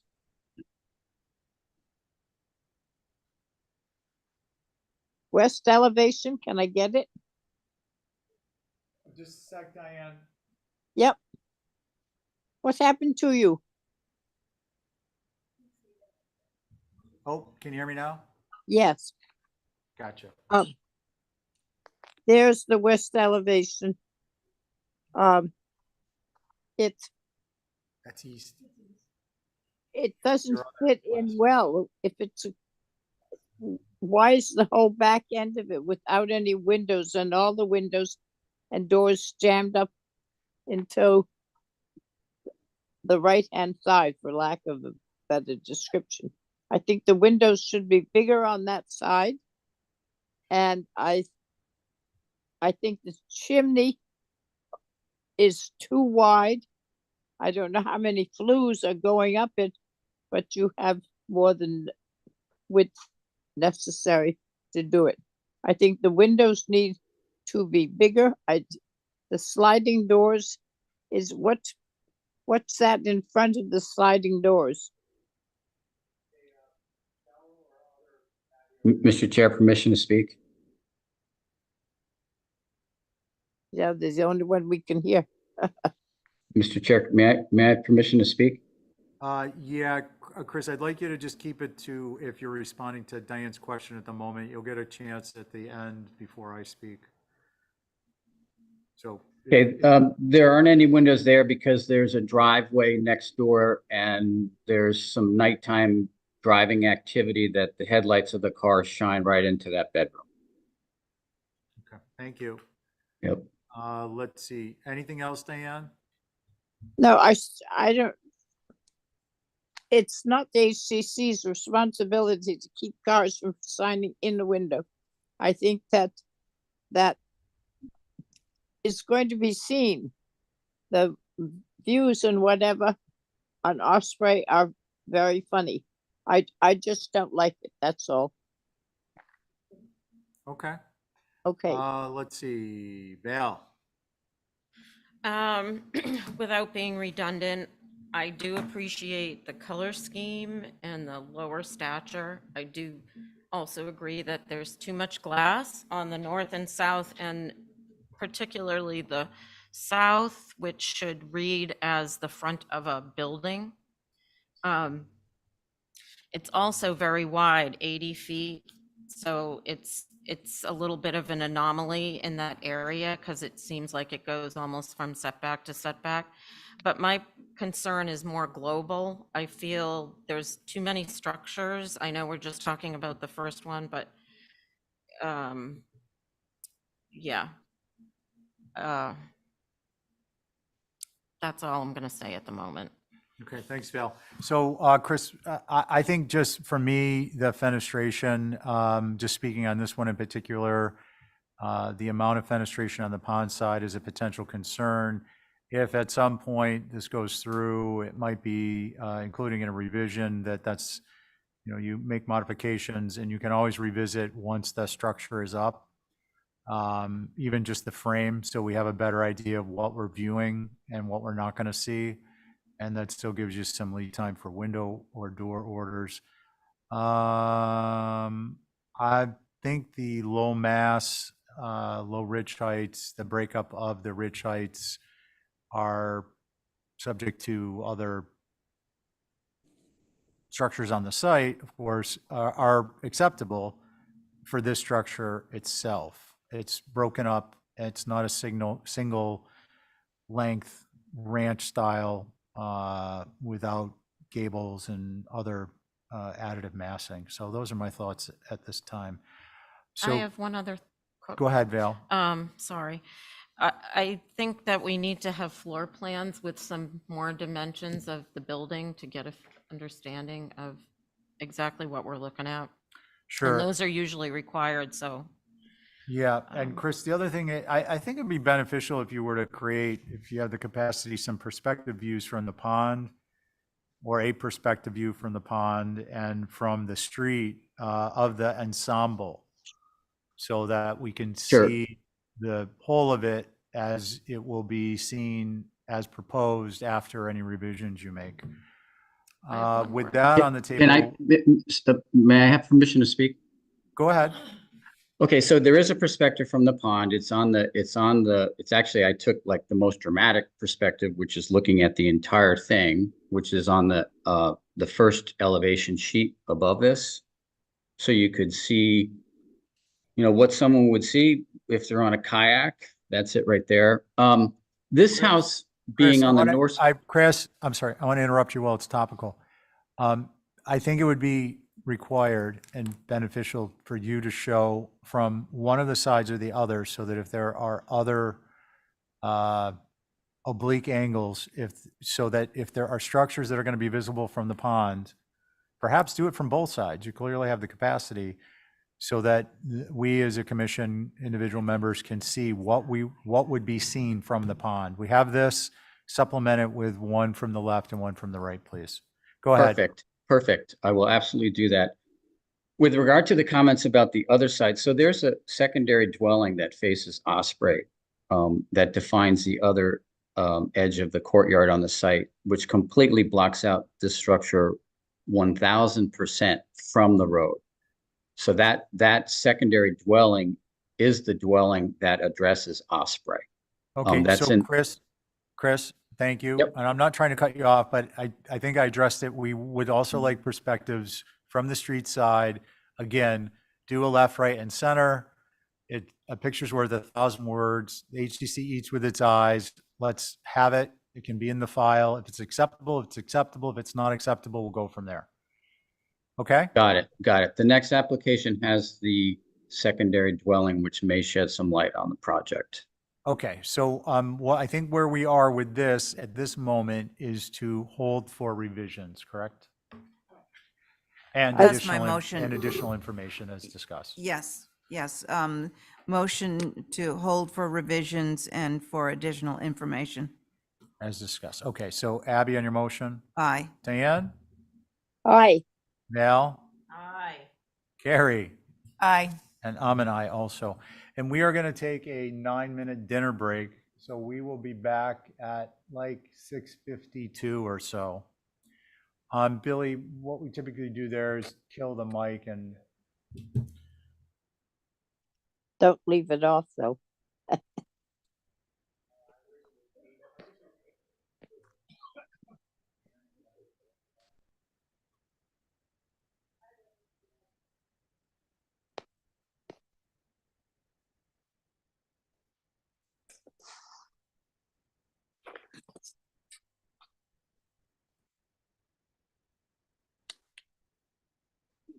Cape Cod and the islands for Wednesday. Thursday, also cooler at the coast, but a milder day, bright day for everybody on Thursday. Up around 45, 46 inland areas, upper 30s to low 40s if you're near the shore. Then we had a Friday. We make a run towards 50 in the afternoon, a breezier day there, slight chance of a shower. Saturday, there's a shot of 60 in some towns. Even Sunday, we cool off. We're looking at low 50s for highs in many spots. Records on Saturday. We're forecasting a tie in both Boston and Worcester for now. We'll see how things progress over the course of the week. Not much precipitation. This is our driest stretch since back in November. It was much needed. Might see an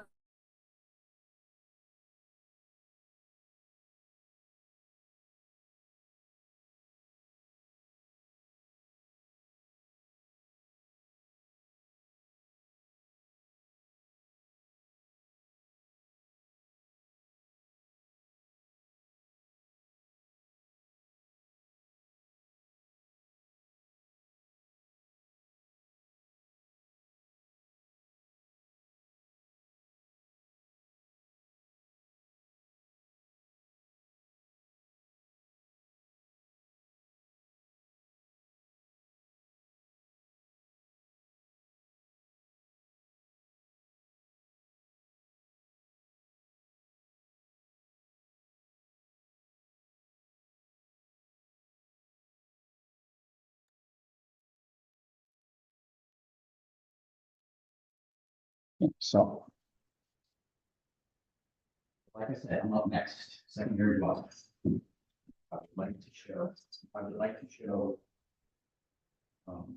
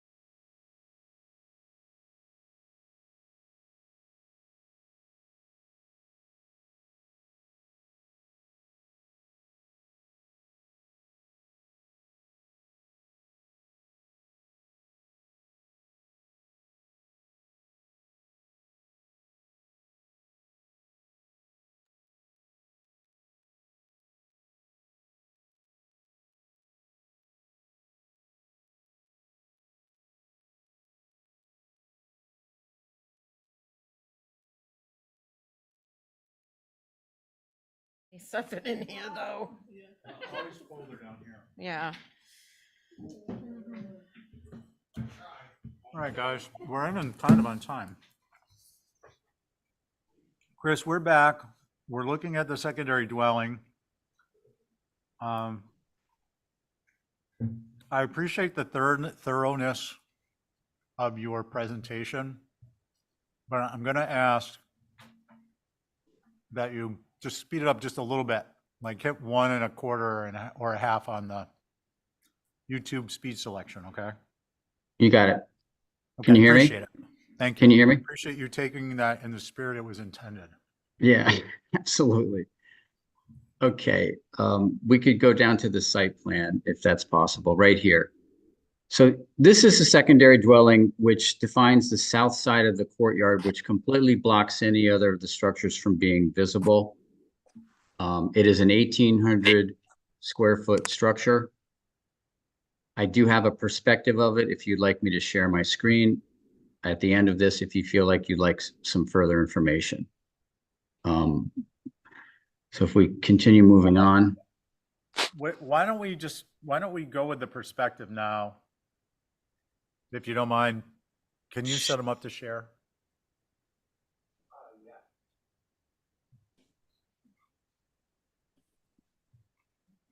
Chris, we'll get that in our mind's eye and then we'll come back to the hard lines. Chris, you're going to need to accept the panelist invite so you can share your screen. Accept it via email or, oh yeah, got it. You should get a prompt. Should prop up on your screen.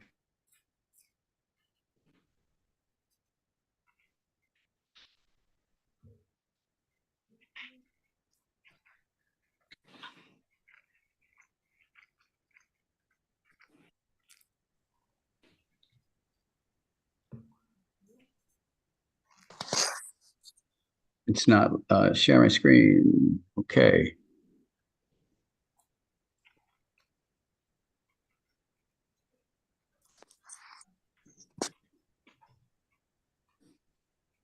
Can you see this? No. Okay, I'm Does sharing my Fiona screen. have to send it? Or are you seeing the same thing on your screen that she is, Billy?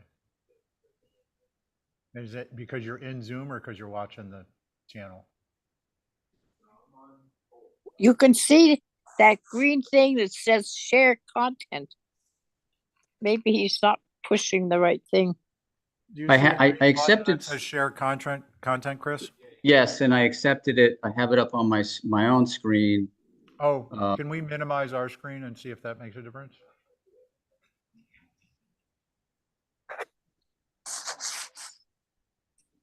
Because we're viewing Fiona's. Oh, Billy, go up to view options if you'd be so kind.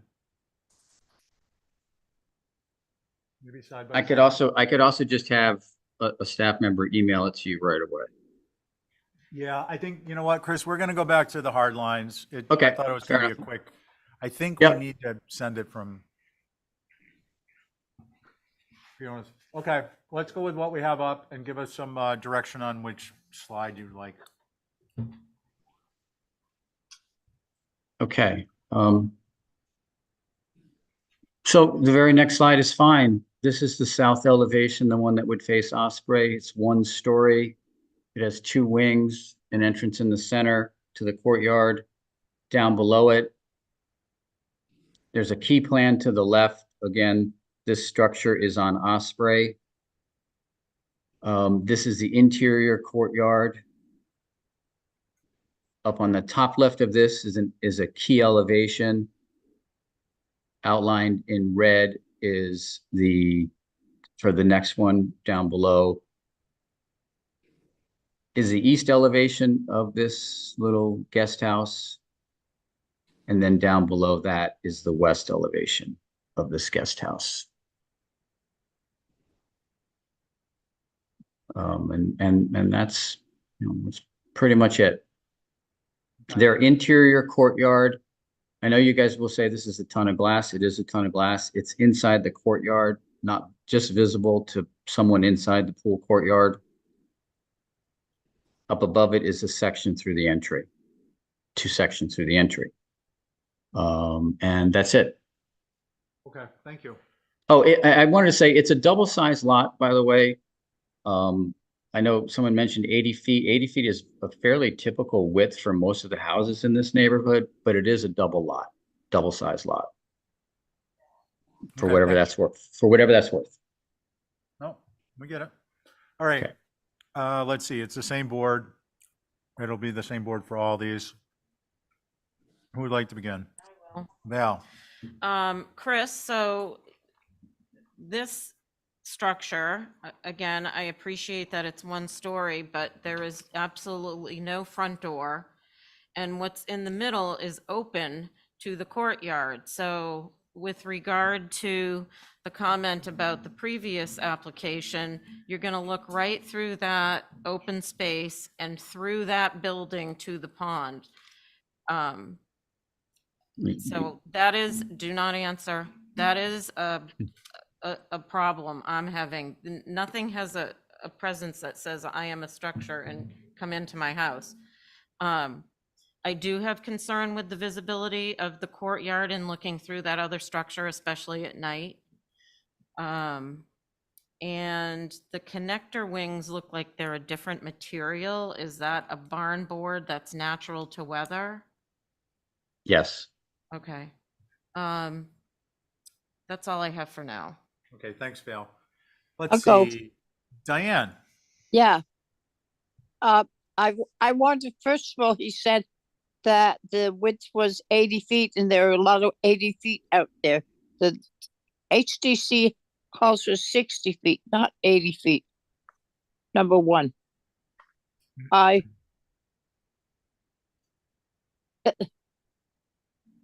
It is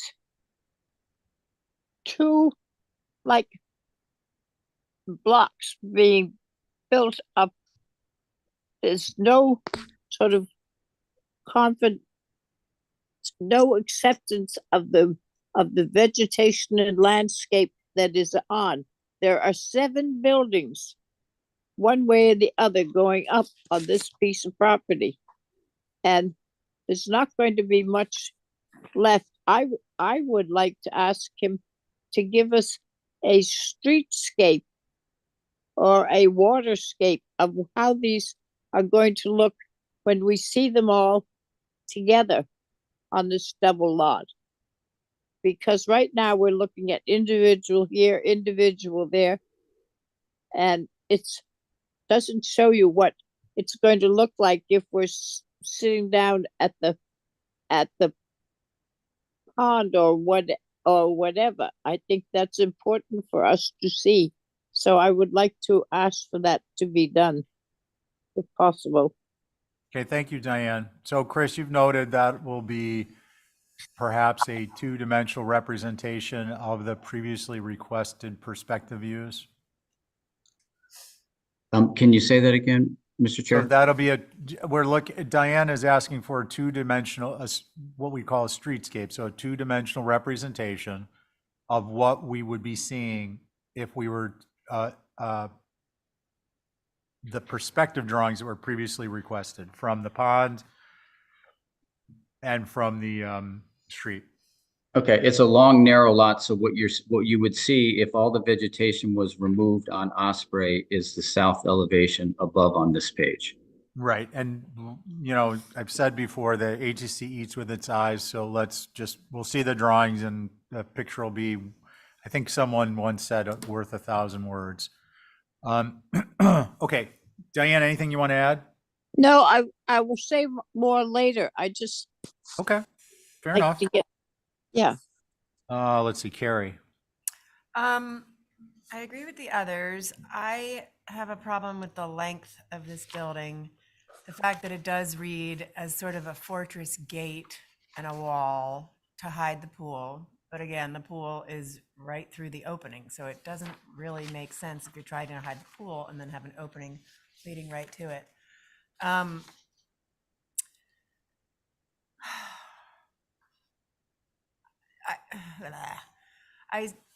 When you look at the overall plan, it is a big, huge rectangle of development.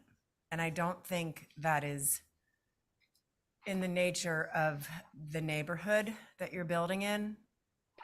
Most of the buildings are cockeyed on their properties. They're scattered around a little bit. This is one it reads as a monolith, and that is very atypical out there. There should be a little more random and organic kind of organization out here. That on top of your very rigid architecture, which is lovely, but just I don't think appropriate out in Nantucket. That's my initial take on it. Mr. Chair? Go ahead briefly. I know what the protocol is. There was several neighbors like this project, and there was a letter that was, or email that was sent in. I don't know whether they're intended to be read or whatever, but there are several people We got them in our emails today, yes. Okay, so you got it. Great, thank you. So we got those. Thanks. Thank you. Okay, so let's see, Abby. So not to be redundant, but so I've got written down the same adjectives like monolithic and setback to setback. But I will say that even if there was to be vegetation on Osprey, that we will see this very long ridge line with, not broken up. And the problem is it's not integrating into the nature of this land. It is a block, it is fortress-like. So I'm just reiterating everybody else's views. So thank you. Thank you, Abby. Chris, my comments are basically that this one is the appearance of this is much longer than the other primary dwelling. And I think it's inappropriate in that regard.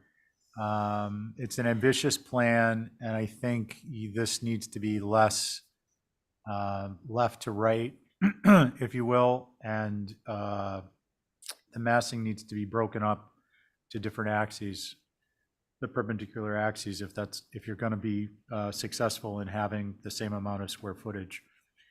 Other than that, I think Diane Motion covered the idea of elevation, streetscape to supplement the perspectives, and Abby is making.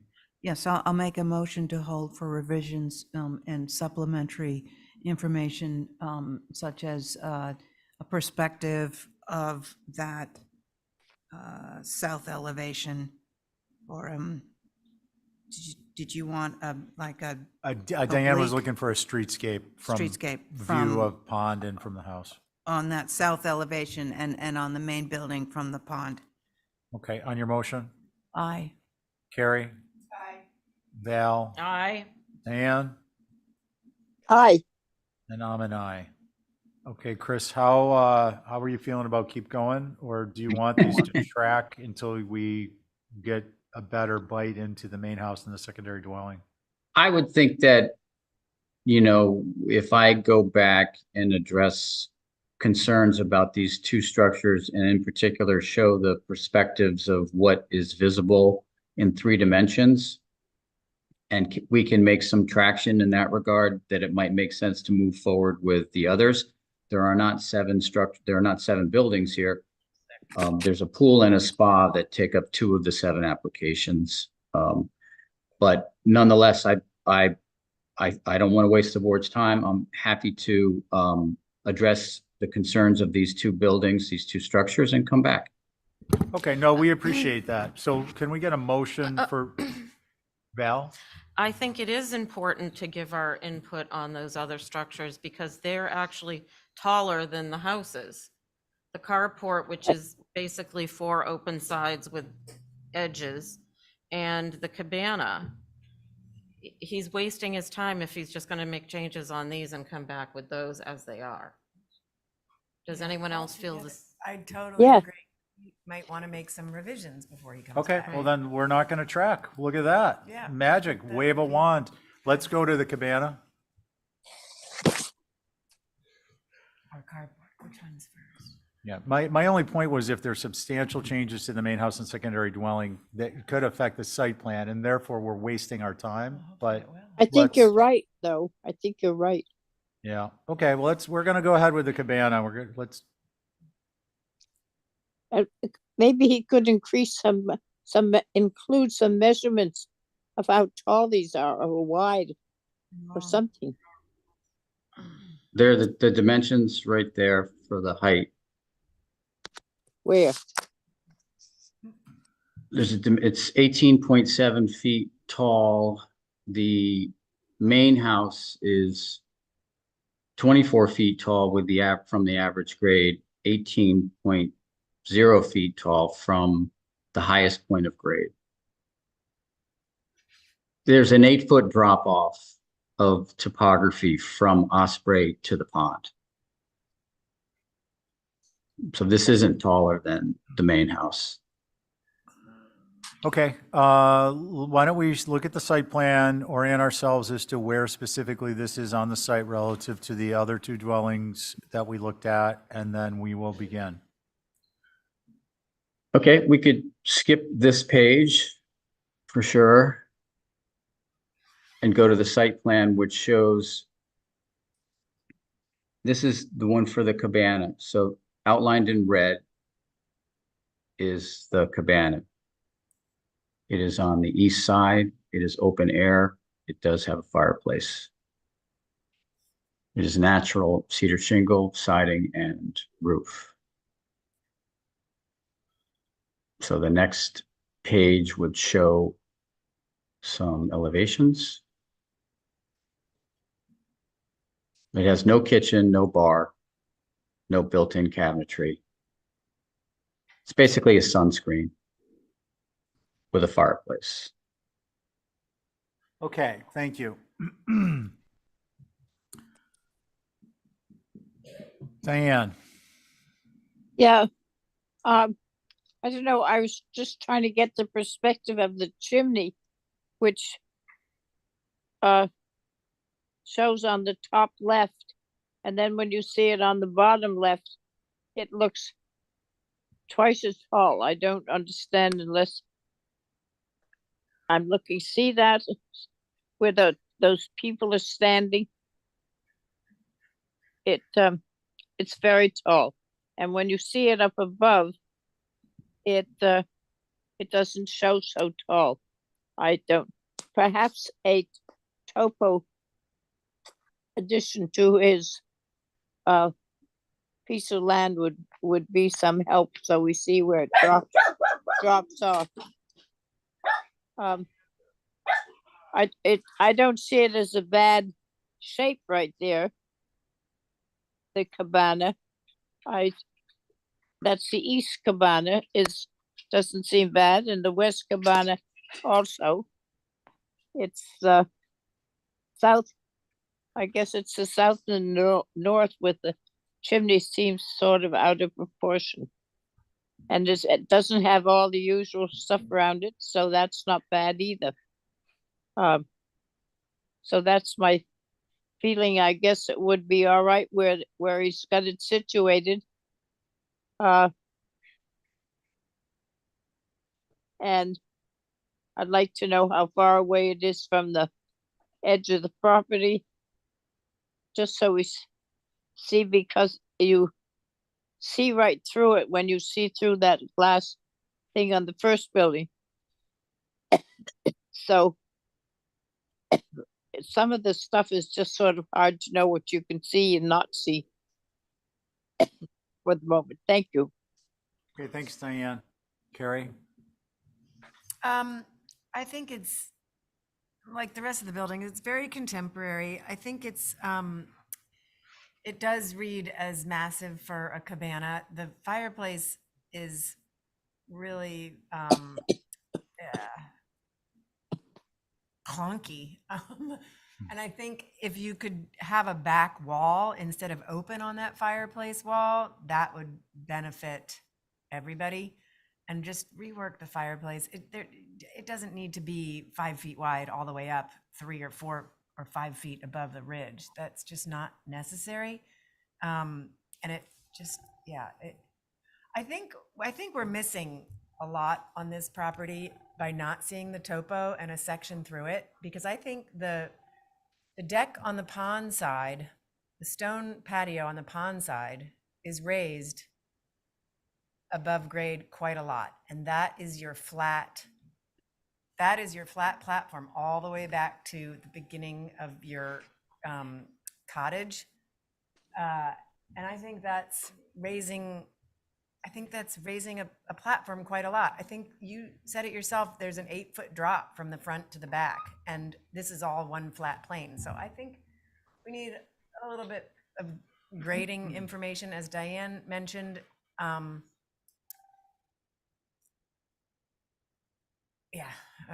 don't know how to really read this. It's just not typical of anything we see. The grades are on the site plan. We have a full site plan. Yeah, I see that you have a whole page on your calculations, and a lot of the existing grades and the proposed grades, you're 3-4 feet taller on the proposed than the existing. So It's for FEMA. It's for flood. per flood. So I think the point is, Chris, we're going to need to see a cross-section of the site from the pond to the road with the, bisecting the buildings as you go. Mr. Chair, may I? Carrie, are you done? Yeah, I just would like the existing and proposed. Yeah. Val? If you go to the page that has the elevations and you blow it up, in the corner is somewhat of a site section that shows on your right is the building closest to the pond. Then there's a space, and I don't know what the shed, then this structure, and then finally what's closest to the road. It says key elevation. And What's the page for reference? it's the one with the elevations. This one, go up to the left top corner right there and blow it up if you can. Yeah. And I think that helps to get how these are all kind of integrating together. Maybe this looks bigger because it's a darker pen thing, but I think it's unnecessarily large. Like, you don't need all of that roof. You could make this come down and really minimize it and eliminate a lot of the chimney. And yeah, I think that's helpful to look at that. That's my opinion. Carrie, thanks, Val. I think the fact that it is the same height as the second dwelling and the primary dwelling says something. Okay. Abby?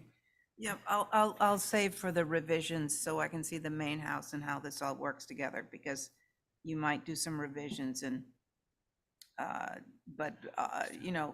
the chimney is just massive. So I'll wait for comments. Thank you. Thank you. Chris, my comments are, I think this could be more diminutive. The eave height, the roof pitch, the chimney. That chimney only needs to be 3 feet at the penetration and 2 feet taller than anything within a 10-foot radius. So there's a lot of room to come down on that. And I think the chimney could be proportionally shrunk down a little bit when you, not only the height, but maybe a little bit on the width and the depth when you address the overall size of this structure. It's a secondary accessory structure, It's a secondary accessory structure, and I just don't believe it reads as such. So we have asked for, on this motion, I believe, revisions. Do we need supplemental section, or you're good with what we have, Carrie?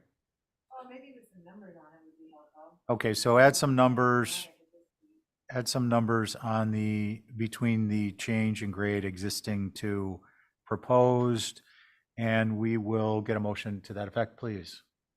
Unless there's something you want to add. I'll make that motion. On your motion? Aye. Diane? Abby? Aye. Diane? Carrie? Aye. I'm an aye. Diane? Okay, we're going to hold on a vote with Diane. She may have lost Mike on this one. Okay, next. The much awaited carport. I've been sitting here. I mean, this is the one I've been waiting for.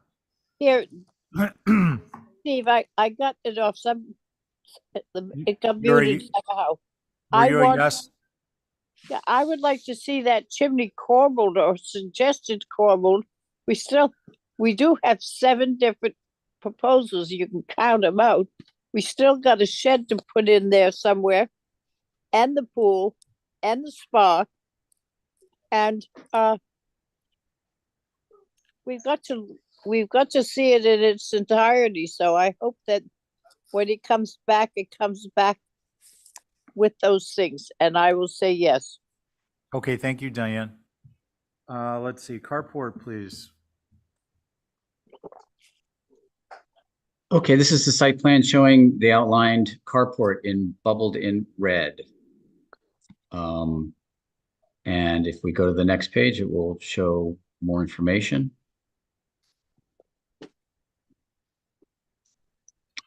The dimensions, the heights is to the right. It's an open air carport. There are no walls. Well, there are some walls. The idea here on this for handicap accessibility is that the first floor of the primary residence be the same height as the courtyard and pool, which is the same height as the guest cottage, so that wheelchairs can flow freely for all structures. The open air carport was intended to be able to allow someone to come into the carport and be accessed directly into the house. That's pretty much it. There are, it's fairly self-explanatory. Okay, great, thank you. Let's see, who hasn't started yet? Abby? I was going to just agree with everybody else, but I just don't even understand why you need this. It's open. It just, one of my main observations on the first 2 projects, the main building and the second, is that this continuous line is creating a block. Maybe that's your concept, but you're dealing with a very rural, marshy, on the pond setting, and this looks very hard lined and boxy. It's not going with the land. I feel like it's fighting the sort of naturalness of the site. Okay. So, thank you. Thank you, Abby. Diane? Yeah, I agree with what Abby has said. That's why do you have to define it? Kind of just be a parking space and building the houses so that the wheelchair can go in without making it a specific location. If you look at the site plan, everything is either a square or a rectangle. And it does need some help. It does need some revisions. I guess that's the best way. Okay, thank you. Let's see, Val. Yeah, I'm again looking at what I call the site section in the top left corner above the sort of floor plan. And I think that's very telling. When you look at the stature of, can you go to the top and then blow it up? This carport seems so much bigger than the structures closer to the road, and they're connected by walls. And it looks like there's a connector section of the house toward the street that has a flat roof. So we have not only these structures, now they're connected by walls. So it really is becoming a fortress. Again, I think this doesn't need the steep pitch. The roof could come down. There's nothing up above there. There needs to be some differentiation between roof heights and things to make this work. Thank you. Thank you, Val. Carrie? Yeah, I also think as a garage, it should be a garage. These open structures with big roofs and just open straight through, it's like you're connecting all the buildings with walls, but then you don't have a wall in your garage. So it's sort of like you're just getting a roofed thing because you don't have enough ground cover. I just think it's not a great way to build. I might rather see a 1.5-story building in your second dwelling with a garage attached to it and get rid of some of the, non-ground cover ground cover that you're creating a really massive block, and it's all the same length. You might as well take the ridge, from the end of the house all the way to the second dwelling. Yeah, that's it. Okay, thanks, Carrie. Can we go back to the site plan, please?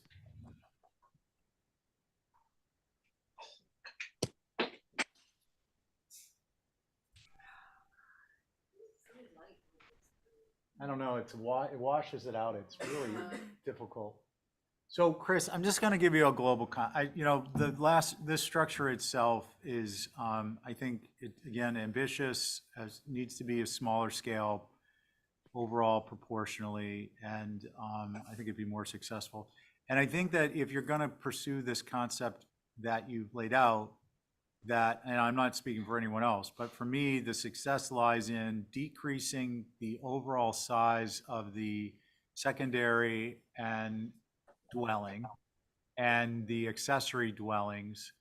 And it's got to be a smaller scale. That will help, I believe, address, they're more charming, and then that kind of helps address the informality that some people are looking for. Above and beyond that, I guess I should mention, we only have the shed to look at, but I'd hate to waste this comment on that one. Overall, we have a policy as a commission that was voted in, I don't know, a November or two ago, that material revisions are required within 3 meetings, or it would constitute a denial. So I'm not, just giving you the information so you're aware at this point, given there have been some fairly substantial, some requests for material modifications, and that's the nature of that timeline, is that material modifications be made within 3 meetings. What we're looking to avoid there is death by 1,000 cuts over a period of a year or so, or 3 months or 6 months. With that having been said, is there a motion for revisions? I'll make a motion On to your hold motion. for revisions I. Okay, Val, Aye. Abby, Aye. Carrie, and I'm an aye. On to the shed, and I am going to request that the pool and the spa be held. Yeah.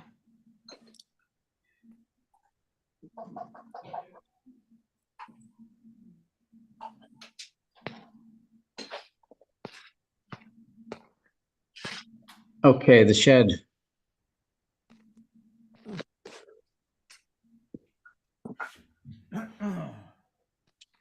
There's a site plan. Shed is bubbled in red. It's the maximum allowable size, which I believe is 200 square feet. We wouldn't know because there's no dimensions. I'd be happy to crush the next set of drawings with dimensions. I will. Yes, please. You picked up on that. Next slide, please.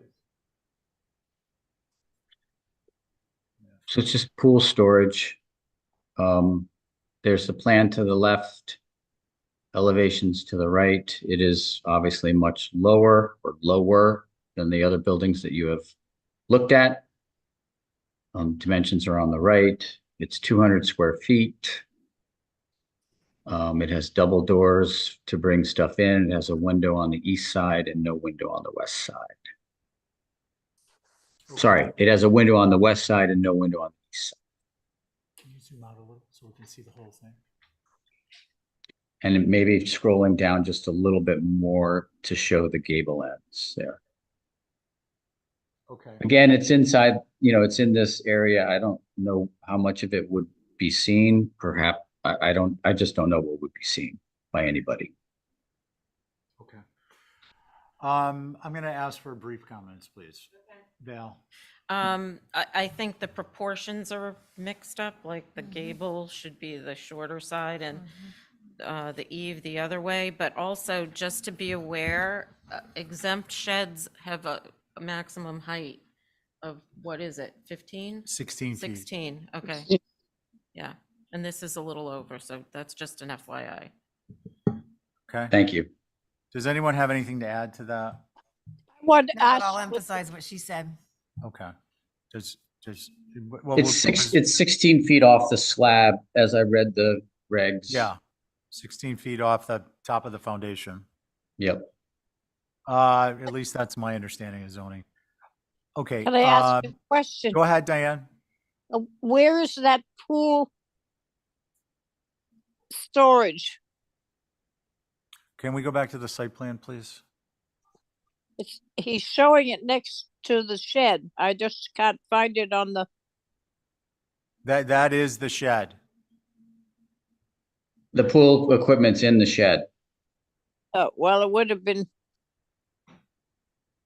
good to say so rather than a zoning shed, but I don't know. I wait until it comes back with revisions, really. Sorry. No, that's fine. Thanks, Diane. Does anyone else have comments? So Chris, if you were in the historic district in El Paso, they would say it's all hat. So I think proportions are the important aspect of this, consistent with my prior comment. I will say, I appreciate this primarily one-story approach. I think that hands down, it's a winner as a concept, one-story approach, 1.5 stories. I would much prefer to not see this similar to other homes across the street that are 2-story and large. And so I think in that regard, and I don't think this is news, it's Val mentioned and others that they appreciate the lower story portion. It's about proportion and overall it's about scale and then proportion. So with all that having been said, is there a motion for revisions? I'll motion for revisions. Thank you, Diane, on your motion. Aye. Val? Aye. Carrie? Aye. Abby? Aye. And I'm an aye. Okay, thank you, Chris. We're going to hold the pool and the hardscape to track. Is there a motion? Motion. On your motion? Aye. Abby? Aye. Diane? Oh, I'm sorry, Val? Aye. Other Diane? Carrie? Aye. And I'm an aye. Ray wasn't here. I thought I'd get that in. Thank you. Thank you. Thanks, Chris. We've got, hey, Jesse Dutra, 2C Fox Circle, pool and a hardscape. Is Jesse with us or another rep? I didn't see his picture. No pool, just hardscape. Oh, it's just hard. Well, mine says pool and hardscape.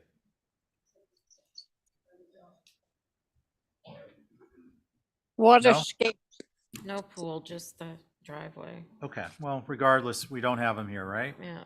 Okay, so we're gonna move on to the next one for now, which is 43 Nobodere Farm, demo move. Is Jamie here? Jamie Reed? Yes, he's coming on right now. All right.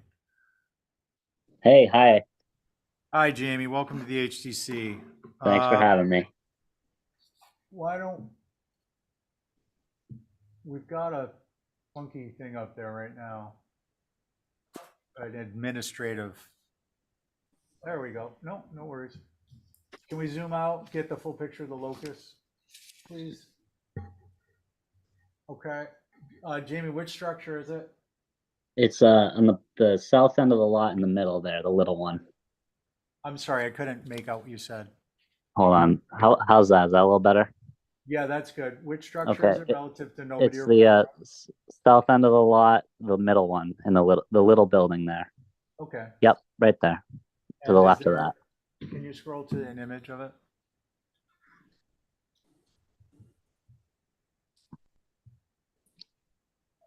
Is there an image of the structure itself? Okay. And I'm not, well, this is not a historic structure. No. Is there some reason someone didn't put it on consent? I mean, don't just- think we got a lot. to We cut didn't to the get to chase. all the consents that were possible. Mr. Chair, Yeah.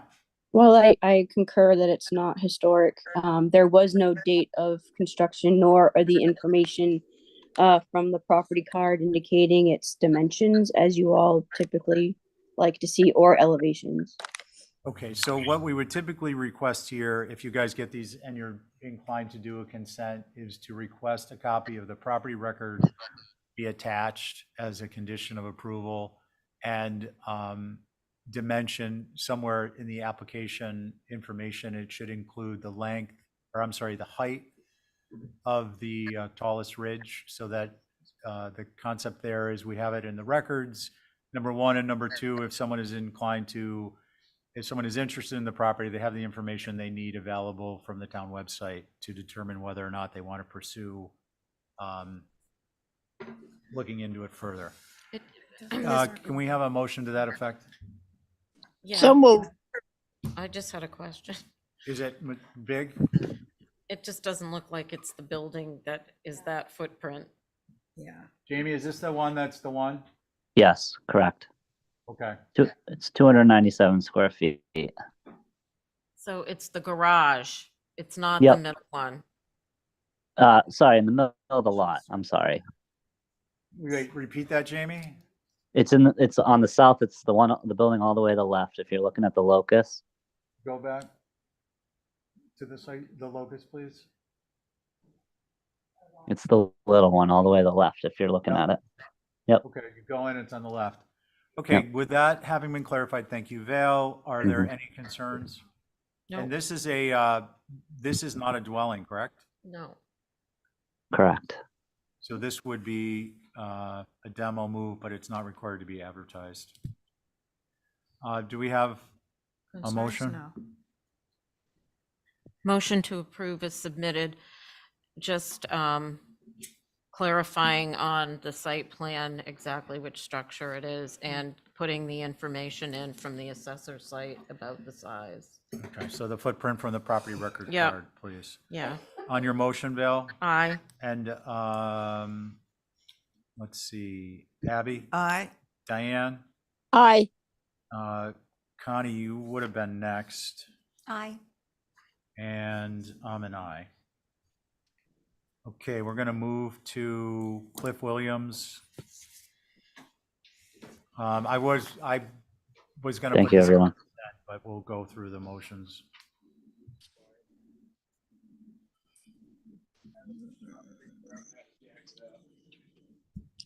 That's the house. Yeah, You ready? yeah, please, when you're This ready. was Cliff's grandfather's house. And we traced it from the assessors to 1950. I couldn't find anything in the. Can't hear you. I said. This was Clifford's grandfather's house, and we got the information. The only information we could find was that it was built circa 1950s from the assessor site. I didn't see anything at the NHA.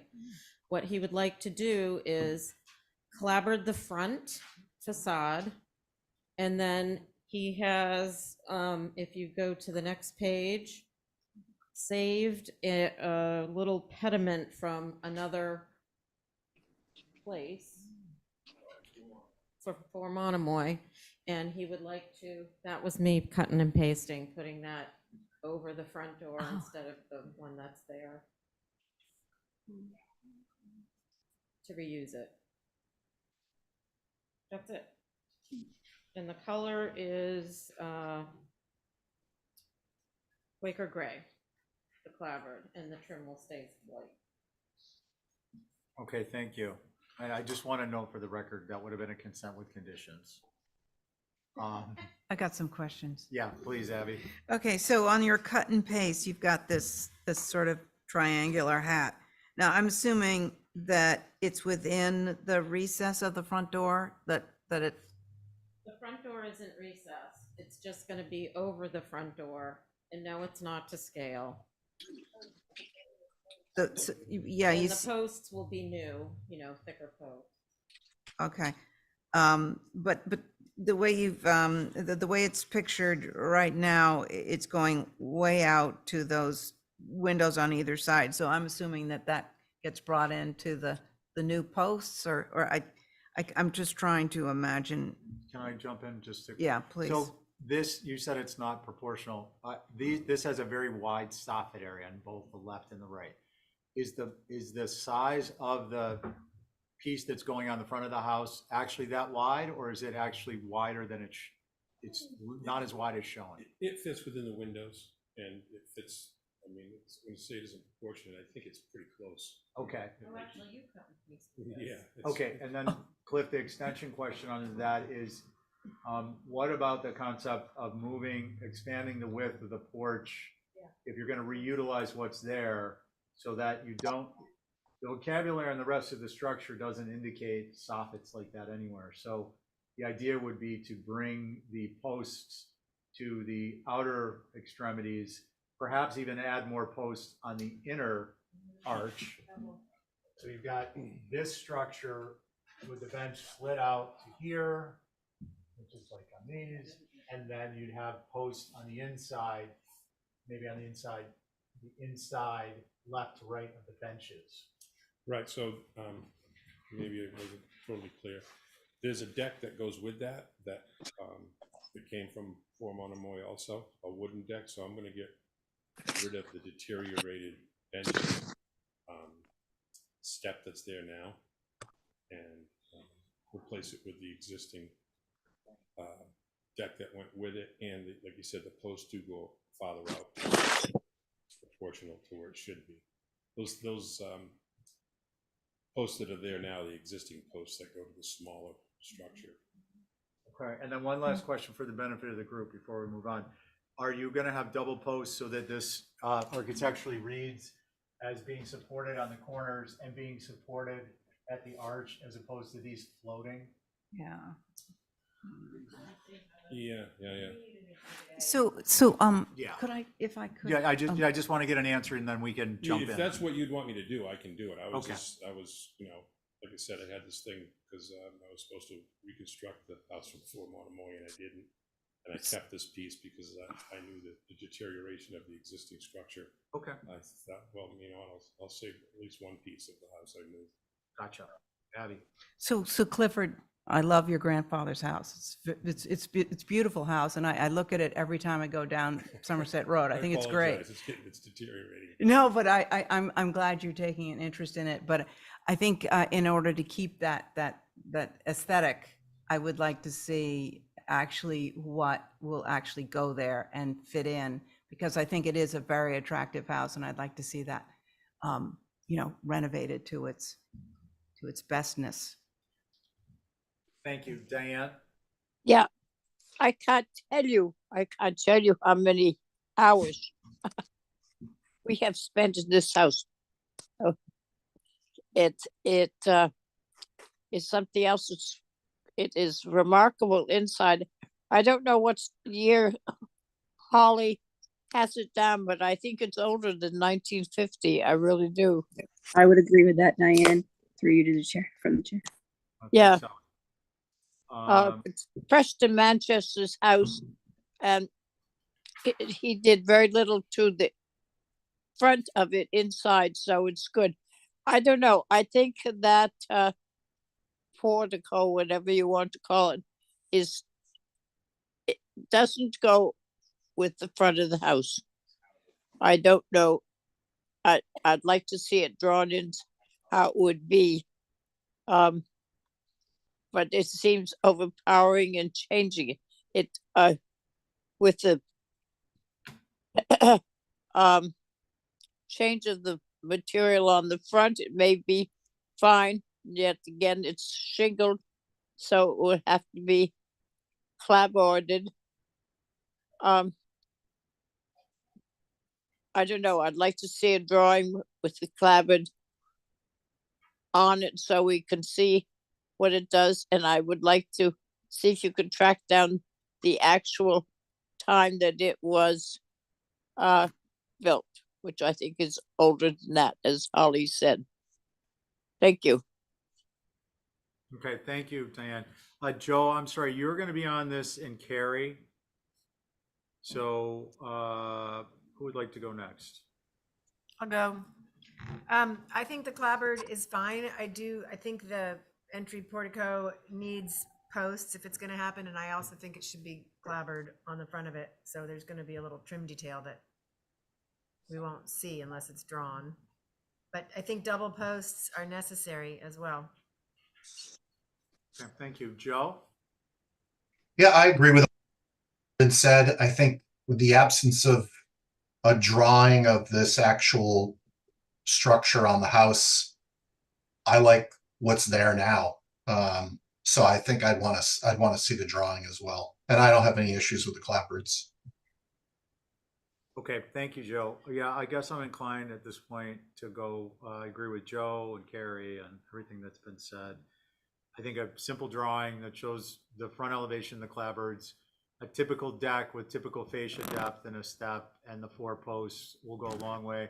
The only thing I would add is please, and then I'll grab Abby, consider that rake, I think proportionate, at least in the Photoshop drawing, it appears to be even wider in terms of height than a typical rake, and it should match at least or not exceed the rake height on the main gable. Yeah. Are you talking about the roof pitch? No, I'm talking about the rake board.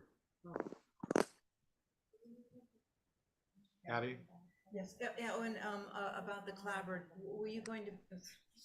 What color clapboard are you proposing? What color? Yeah, Yeah, I like gray. and the trim would stay white? Yes. Okay, thank you. Okay, thank you. So we would hold, I think, for simple drawing of the front elevation and including the portico and supports and deck. I think what we'd like is to just take the clapboard for now, and we'll have to come back with the portico so he can get going on, siding it because it's falling apart. Okay, let's So- see, where are we with that? Okay. Abby? Yeah, that's, yes, make a motion to scratch the portico for now and go with the clapboard in a Quaker gray and white trim. Okay, on your motion? Aye. Diane? Aye. Carrie? Aye. Joe? Aye. And I'm an aye. All right, Clifford, thanks for coming in.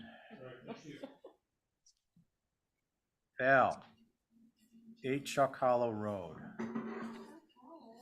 This is a 1986 house that we've been in for some alterations recently to add a porch and an addition, and we'd like to get rid of the chimney. That's all this application is about. Can we see the locus and the site map? Site plan. Okay, and then site plan, please.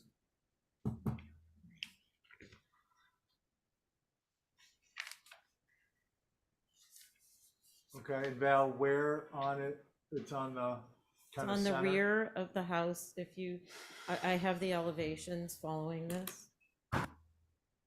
Next page. R2. The front. And See the smoke, but no chimney. yeah. Okay. Concerns, I can go. Abby? Hate to see the chimney go, but I don't think it's going to have an enormous impact on visibility, so I guess I'm okay with it. Thanks. Okay, let's see. I'm sorry, it will be Connie and Joe. Joe? Yeah, I agree with Abby. I think if the chimney was on the front, it would have a greater impact and its loss would be more significant. But given its current location, its presence doesn't have much effect on the building. So I'm in favor of it.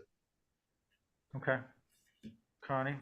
I have no concerns with removing the chimney. Okay, I prefer the chimney, but there's plenty of houses without them. That's not an historic area, so. Although I'll remind everyone, because Holly isn't here, that the whole entire island and Tuckernuck is a National Historic Landmark. Right. Okay, on a motion, Motion to approve as submitted. on your motion. Aye. Am I on this, Steve? Yeah? Oh, you didn't ask me. Oh, I'm sorry. That's all right. That's all right. Would you like to add anything? No, because I missed the chimney, but it doesn't make the house look terrible without it. So I'm there. Okay, thank you, Diane. Thank you for your patience with me. Let's see. Now I'm confused. Who was the last one? Joe and Connie. Yeah. Sorry, it's been a very long day. Connie? On the motion? Yeah. Aye. Joe? Aye. And I'm an aye. Carries unanimously. Next. Mr. Chair, I'm just letting you know that 23 Sankaty has been requested to hold till next week. Oh, good. Joe's? I can confirm that. Joe's got a sense of the meeting. He's holding. Let's see. That moves us to 4 South Cambridge Street, Fenestration, Uri. Hello, can you hear me? Abby, can you chair this? Sure. I gotta get a drink of water. I'll be an alternate on this one. Go ahead, Yuri. Okay, this is a simple application of changing the screened-in porch into replacing the screens in for the windows, which try to replicate the windows that are on the front, the A-type, and use like 4 windows on one side and 1 window in the back. Of course, colors matching the trim or the windows, and it's kind of hard, not very easy to see, kind of visible from the side, from the road a little bit. So should be pretty straightforward, I hope. Yuri, can you speak up a little bit louder into the microphone? Yeah, I'll try to get closer. So yeah, so I was saying that we are trying to replace the screens for the windows that were for the windows to match the front windows, A-type windows. So we are putting on the side that's kind of facing the road or the driveway, 4 windows, and then in the back, which is not visible, it's 1 window, and it will be, of course, the trim and colors will be matching the house existing. So that's all we are doing there. Okay, let me just get this straight, because I've got to understand it if I'm going to chair it. It says change from screens to an A-type window and 15 light door. Okay, so yes, changing the screens to They don't show on the picture. to an A-type window. Let's see where the A-type window is. Here's the A-type window. And are those true divided or simulated, or what are those? Those are simulated divided lights as existing house. Oh, they already exists. Okay, all right. I'm getting the the picture. rest, like on the front of the house, for example. Those are the windows we are matching. Okay. All right. Okay. Thank you, Yuri. Is this a historic house? Do we have information on this or? Hi, Madam Chair. Oh, hi, Holly. There was no date, I don't believe, on the application, but NHL data indicates it's a 1970s, which is within the contributing status category. I did have a question on if this was a revision to a previous approval or if this was just a flat out change that wasn't clear. I do think that the fenestration proposed is appropriate. So those are my comments. Thank you. Right. Thank you, Holly. Board members. I would motion to approve as submitted. Oh, okay. Let me establish the board. I think it's Connie this time. I think you're on this rotation. So did you make a motion to approve? Yeah. Okay. So on Val's motion, Connie. Aye.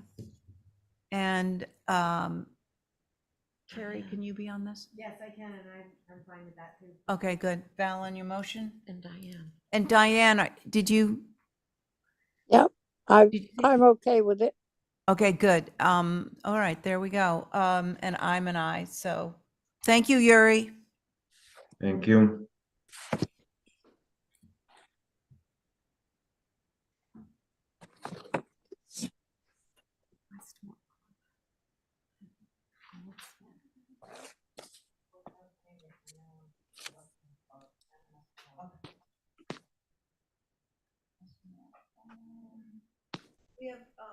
Sorry, do we have representation for the Westmore Cottage?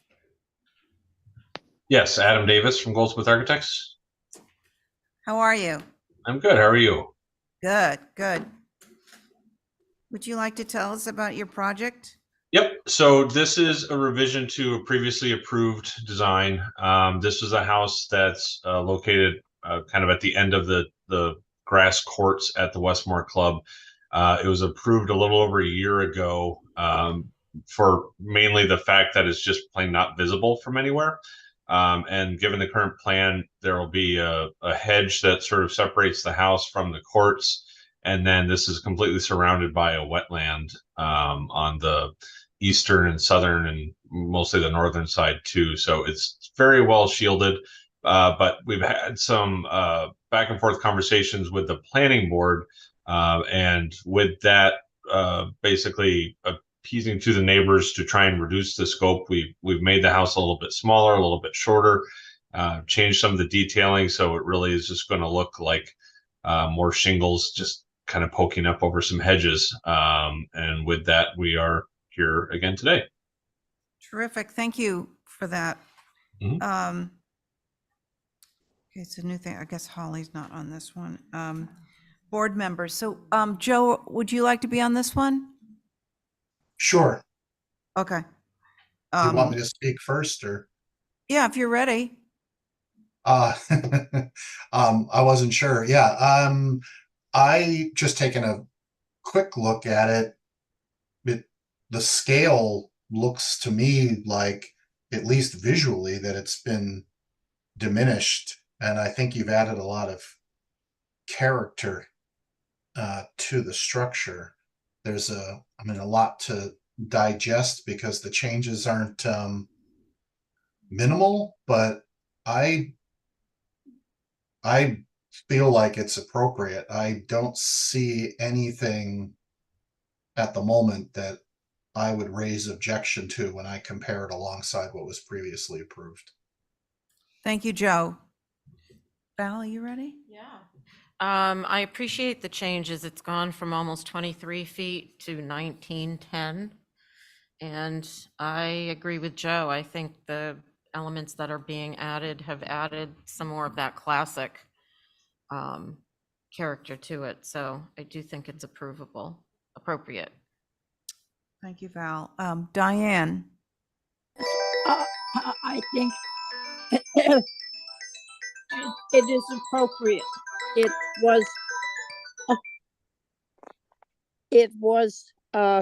We spent a lot of time on it actually back a few years ago.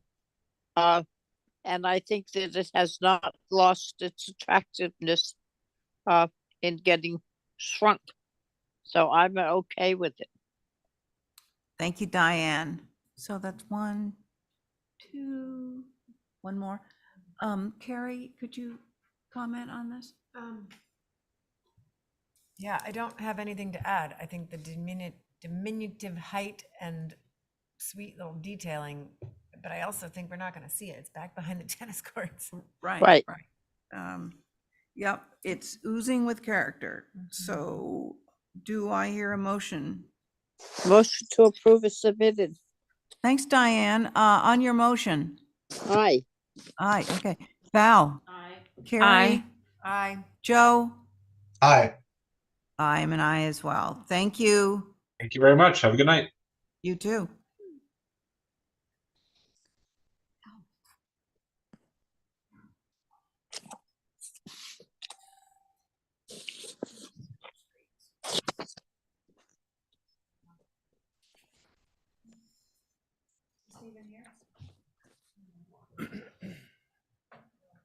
No, no one has their hand up right now. No, Stephen.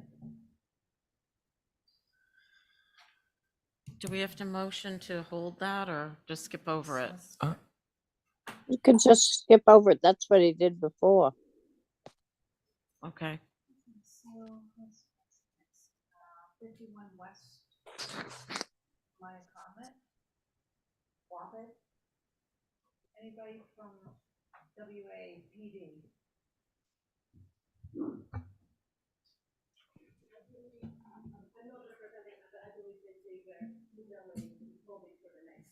Oh, okay, thanks, Erica. Oh my God. He's been waiting the whole night for that project to come up. Tommy. Okay, so Skipping 29 Baxter. That's not good. Did you hear that? That they're holding? okay, okay, so let's just address this. It is a application where, are there letters on record in opposition? Tom, have you written anything in?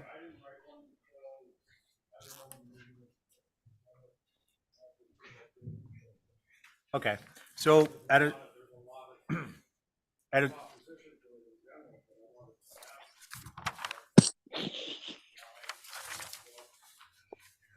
okay.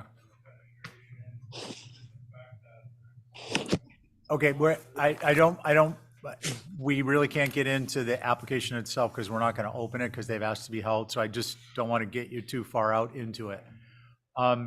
We now know that there are interested parties, and this will qualify as their first hold. So the clock starts ticking on the count, just so we're aware of that. And if they have a question about that, if they're watching, they can contact the office and actually go online and look at our best practices. And it's not of consequence yet, but if it continues, it becomes a consequence. Okay, let's see. 29 Baxter. So it's not being heard. It's not being heard. It will be new business again. Okay, let me just address, it's not being heard this evening. It will stay on the agenda, and it will recycle to the next agenda. And if we get to it on the next Tuesday, the list is just going to recycle itself. So it'll be Tuesday. We'll know what the final is. The agenda will be posted Friday afternoon. Anyone who's interested can look at the agenda then. If it's on the agenda and it's ready to be heard and it's not represented, that's the second time, and therefore there is a delay, and the next time it can be heard. I don't know. We just got word that they were holding it. No, we just heard it. Yeah, no, that's fine, Tom. Just to be clear, Tom, hold on a second, because people at home can't hear you, so they see me talking to like, they don't know what's going on. So I'm trying to not get 3 steps ahead. Just on procedure, what will happen is it will go to the next meeting. If it's heard, if it's hearable and it's not represented, then there will be a type of there will be recourse, which I believe will end up in a delay and when they can hear it next. Okay. And then if they don't do it within 3 meetings or something like that, then it's a void? Well, no, it just gets pushed out to like forever and a day.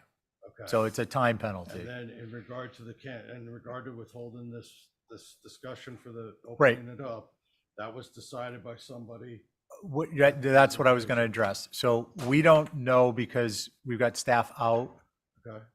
who received the email when. We just got word from someone who's indirectly associated with the project, Mirka, that she understood had been asked for a hold. They may have submitted it on a timely basis, which would have been last week. Maybe they didn't, maybe they did. We don't know yet. Okay, but that's public record, so I can find out when that was Yeah, submitted. I'm sure you could probably just ask It Holly. was and- on last week's agenda. Yeah. Okay. Yeah. Okay. Yeah, because it was last week's and then it came to this week, and so Yeah. I assume that The it key, was gonna be called. just so you're aware, the key is when do they ask in advance so that we do not want abutters or abutters who are hiring a representative to show up and have no one here to represent from the applicant side. That's why I'm Yeah. asking these questions. Yeah, mean, I get you. You know, across the street with the planning, with the swimming pool, that went for like 7, 8 months. Yeah. at this point. My suggestion is take a look at the best practices. We put a lot of time into them and we try to adhere to them. They're on the website and All right. it'll give you all the detailed information you need. All right, thanks. Okay. Have a great evening. Nope, you're welcome. Thank you. Okay, 29 Baxter Spa and Hardscape, Mirka? Yeah, good evening again. So this application is for a small spa, 7 by 13, which is under 100 square feet. There's a second page, which is a little bit, but since you see the big property, it's practically tucked in between the existing garage and the main house. It's in a place of the current patio at the same time. So this is great. So you can see now, zoom in, it's more likely you are familiar with this area. It's of the public path on the bluff. There is some natural buffer, but which when it's in a season, it's usually around 5 to 6 feet tall. What we would like to do is create a little set of retaining and the gardens. Not even retaining, more like a layer of the gardens, which would allow for a more screening from the bluff itself. It will be set at lower grade. It would be at the same height as the basement walkout you can see of the main house. Current patio is set a little bit higher. So this is really just try to be lowered and screen with a multiple layer of the gardens, which would be consisting and the natural planting, which would consist from some semi-evergreen and evergreen, such as inkberries. You can see there, cletra, and I believe so I had some hollies included as well, and privet. The privet right now along the property lines already exists. So, you know, that will remain, and we just practically want to enhance any additional screening to make sure it's not visible. Okay, thank you. Let's see, is there anyone from Sconset in the queue? Bob Benchley? No. Yes, Rob Benchley just raised his hand. Hi, Rob, good evening. Howdy do. Hi, Hey, it's Rob, if you just introduce yourself in your group, that'd be Yes. helpful. okay, great. Here I go. Mr. Chairman, my name is Rob Benchley, and I'm the chairman of the civic group, Wisconsin Advisory Group, consisting of myself and Angus McLeod and Clement Durkis and Caroline Ellis and Mary Lathrop Will. And Mr. Chairman, we've been recently been going over some concerns we have about swimming pools and whatnot on the east side of Baxter Road. Not this application particularly, but just in general with some other applications. And we took a look at this from the footpath and from Baxter Road, and our opinion is that this is very well screened and is something that will not be seen, in our opinion. Thank you, Mr. Chair. Okay, thank you, Rob. We appreciate that. Let's see, any other comments, questions?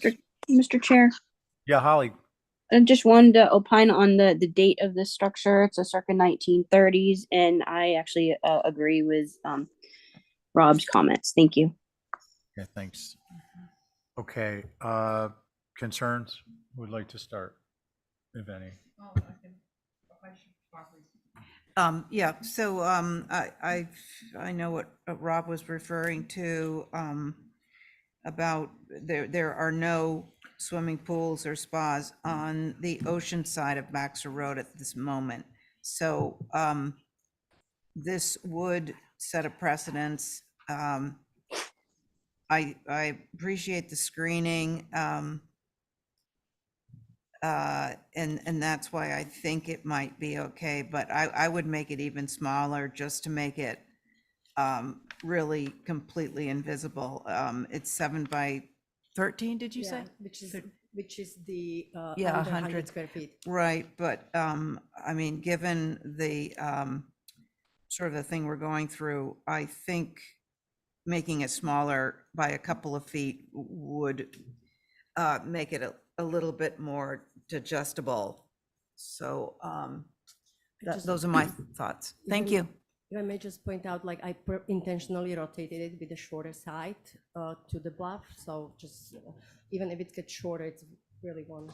Just Okay, thank you, Abby. Diane? I think that we have a precedent for not having pools, whether you want to call a spa, it's still a mini pool, whatever. We have maintained that. We still have one under question that's being discussed on Baxter Road. We are trying to maintain the historic value of this island, which is important, and we keep losing it because Diane, I'm Yes. sorry. We've got to stick to, you're welcome to talk about character and setting, but we got to stick to this application, the area in particular. I know what the area is, and I'm trying to say why I'm going to vote against it. Okay? Okay. So you know why I'm going to vote against it. That's why. Okay. Anything else? No, I'm not saying anything more than I don't think it should. To me, it shouldn't be there. Okay, that's fair. Let's see, Val. I will go along with Rob, and I have no concerns. Okay. Let's see, Joe. I have no concerns based on how Mirka has layered this. I think with these multiple layers, and I think it was smart with the narrow side towards the water of the spa. That I'm okay with it. I think it's no more. It's going to be no more. I don't know how to put it. Alarming than a patio. I don't think you're going to see this unless you fly over it. Okay, Joe, thank you. Can we go in a click on the pool area, the spa area?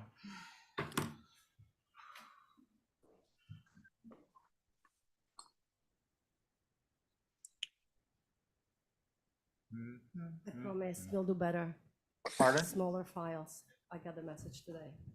Just takes time. I Thank you. apologize. No, we're on a learning curve. Some of us just take a little longer than others.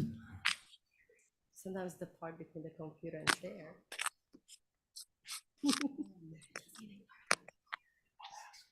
What are the materials while we're waiting? So we are matching the existing, which is already pre-existing irrigable bluestone, which is already present on the property. So we are reusing what was there.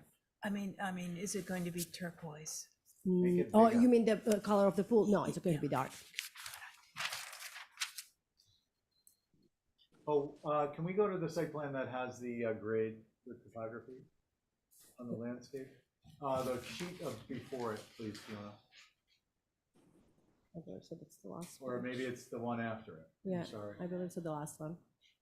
Yeah, the one with the pretty pictures. That's what's making it so difficult.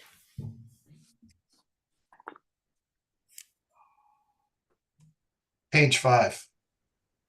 Yep, well, I I think think. we're there. We're just waiting for the computer to catch up with Fiona's Ah. lightning speed. Maybe I can answer any question. Yeah, I guess so.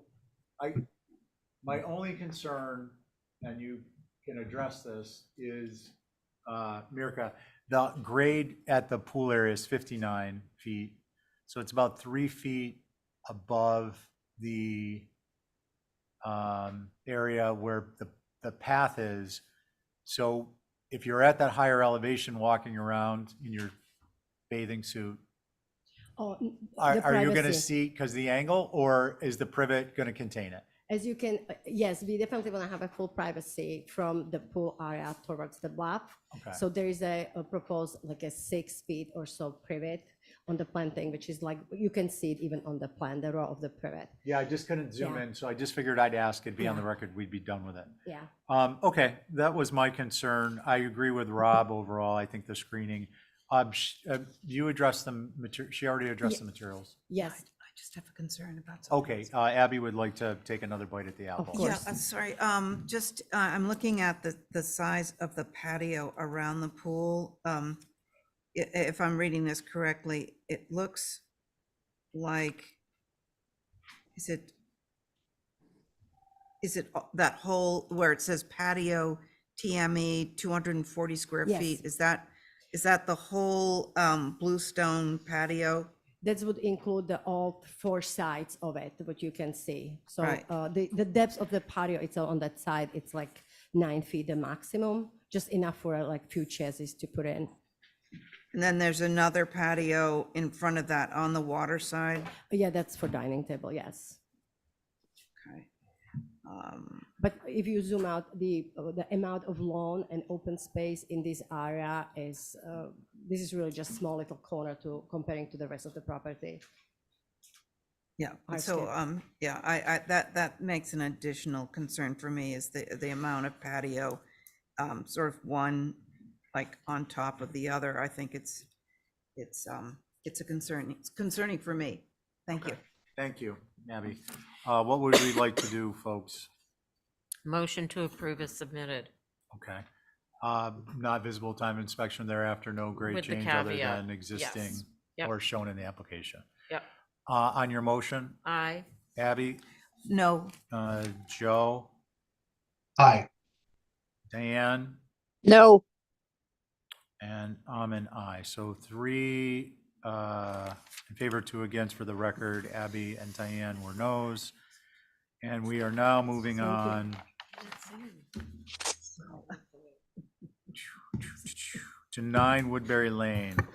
Mr. Chair, 9 Woodbury is another application that asked to hold for Okay. a following meeting.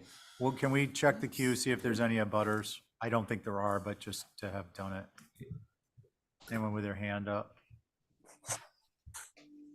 Rob Benchley has his hand up, but I don't know if that's from the previous application. Hey, Rob, is that just a lazy Zoom hand, or would you like to comment on 9 Woodbury? I'm sorry, Mr. Chair. I just have a question about, did 14 Center get held? Yes. Okay. I don't recall when, but yes. Yeah. We didn't have representation. We didn't have representation. Okay, that's when I took a break. Okay, terrific. Okay. Thank you. Ray's not here. I'm on as an alternate. Brooke, you're up with 232 Nantucket. Your board is myself, Abby, Diane, Joe, and Carrie. And that's for the next 4 applications. Uh, Do you need the file opened? Or can I start? Yay.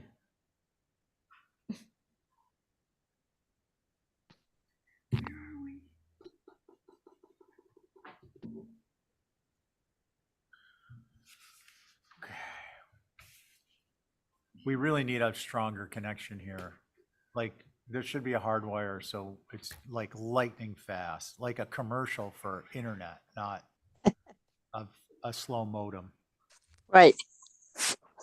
Remember when you had to call in and you dialed up on a modem and you Yeah. actually had a phone that wasn't a smartphone and you stuck it on there? Yeah. Hey, look at that. I've All right. wasted enough time to get us on the screen. Thank you.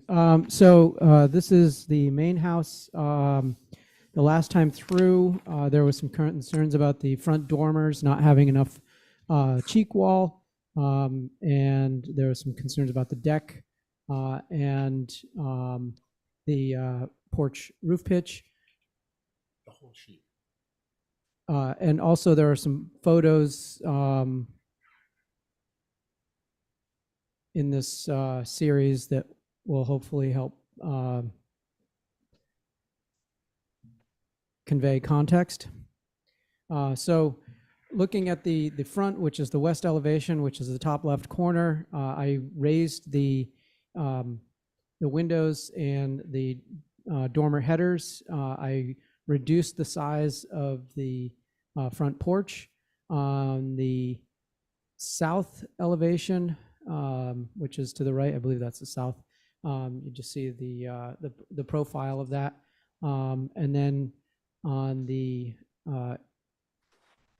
east, you'll see that I've changed the roof pitch of the porch that goes all the way around at a steeper roof pitch, and then again the dormer and the deck and profile. Dormer larger, window larger, and the porch smaller. Those were the requests from the last meeting. Thank you. Okay, thank you, Brooke. Who would like to begin? Abby? Brooke, the first thing that sort of jumps out at me is the second floor with the two windows and the French door in between. Like Yes. right on the front facing Nantucket Road. I think the scale of those windows should be diminutive compared to the first floor, and maybe even go up with the meeting rails. Oh, am I looking at the wrong drawing? No, you're looking at the correct drawing. There's some photos of decks and windows and doors on Nantucket Road, facing Nantucket Road. It's never really an argument. Okay, for but I'm just precedent. talking about this particular one in Right, front of I me. know. So, And it's in the back, so. okay, so just, so that's the first thing that jumped out. If those windows, and I think the one French door is odd.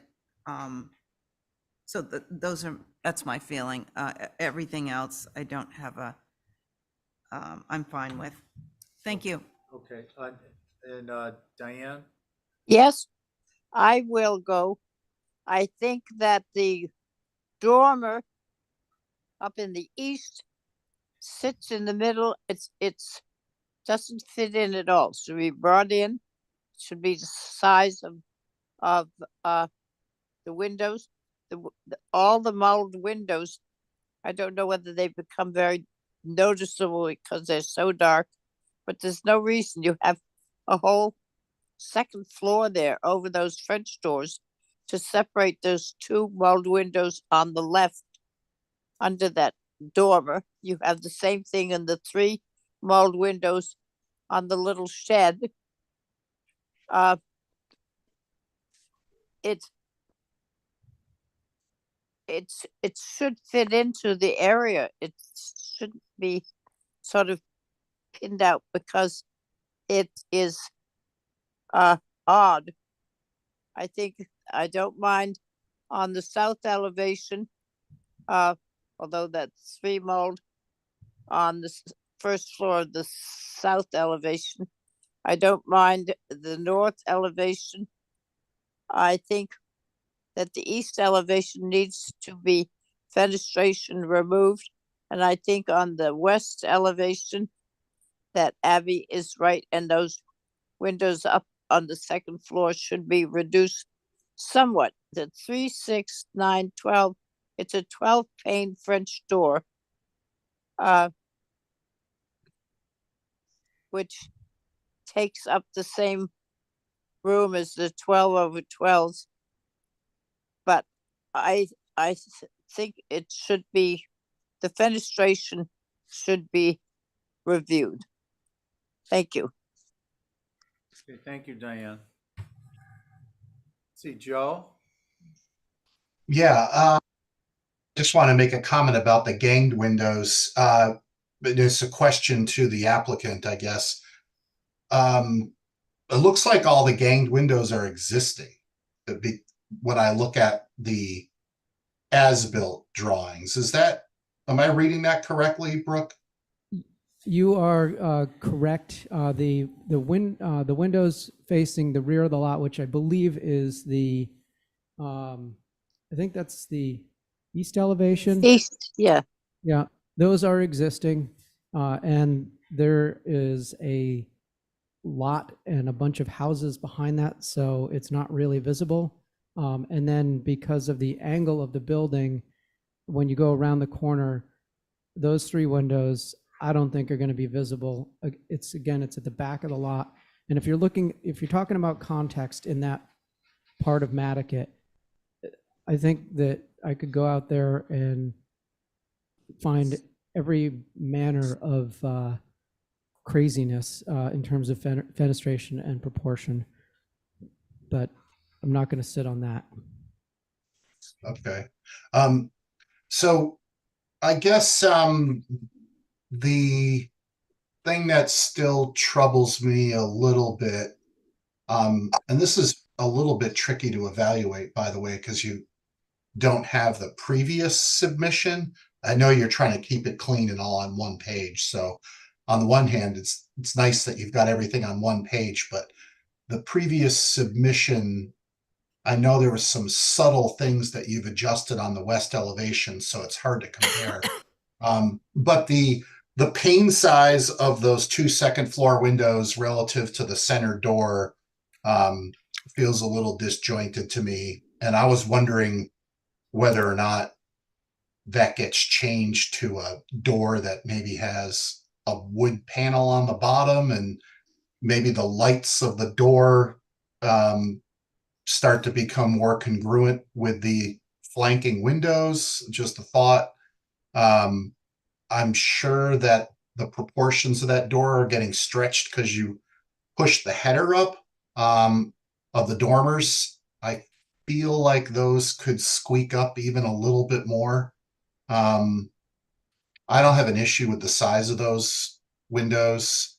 And then my final comment, I guess, has to do with the railing detail. I think with the bracketed porch and the quirky elements that are on this, you could probably come back with a little bit more of a interesting railing detail that speaks to the other details you have in this house. I don't know what that is, but it feels like that centerpiece, the French door and that railing, just doesn't seem to fit what else is happening on the site. That's all. Those are my comments. Thanks, Joe. Carrie? Last time I was for getting rid of the second floor deck on the west and the door and all of it, and keeping it simple with 3 dormers across with windows. I think the original main mass is so beautiful and simple that this second floor thing is just mucking it up. That's my only beef. Okay, thank you. I guess that leaves me. So, Brooke, I don't know. I'm finding that the brackets on the porch are incongruent with these multi-light, 9/9 windows. The 6/9 that existed on the structure, I think historically tracked a very some simple massing with some additive massing. that fenestration doesn't seem to me to track the porch with the brackets, the second floor deck. And it doesn't seem to flow like there was a story where someone added on something over time. So I guess what I'm saying is they're incongruent. I think the other thing that I find that appears odd to me is the dormers with the not meeting the meeting rails. And it seems forced because and are you changing the first floor ceiling height? No. Okay, No. so those windows have gotten taller by a row of lights, right? They went from 6/9 to 9/9. In order to bump up the dormer cheek wall per the minutes from the last meeting. Right. I mean, I think it would be much simpler to eliminate the dormers, keep the windows. Can we come into the image in the lower left? Zoom in a few clicks on the as-built elevations. A little bit more on the far left. Yeah, that way. So I think you get obviously that's what I was just discussing, where the fenestration style matches the massing style. I don't see, other than having a set of taller windows, 3 taller windows, what the dormers accomplish. Yeah. And I think it would simplify the front, and removing those brackets, the angle brackets. Can we go up to the next full elevation up? Yeah.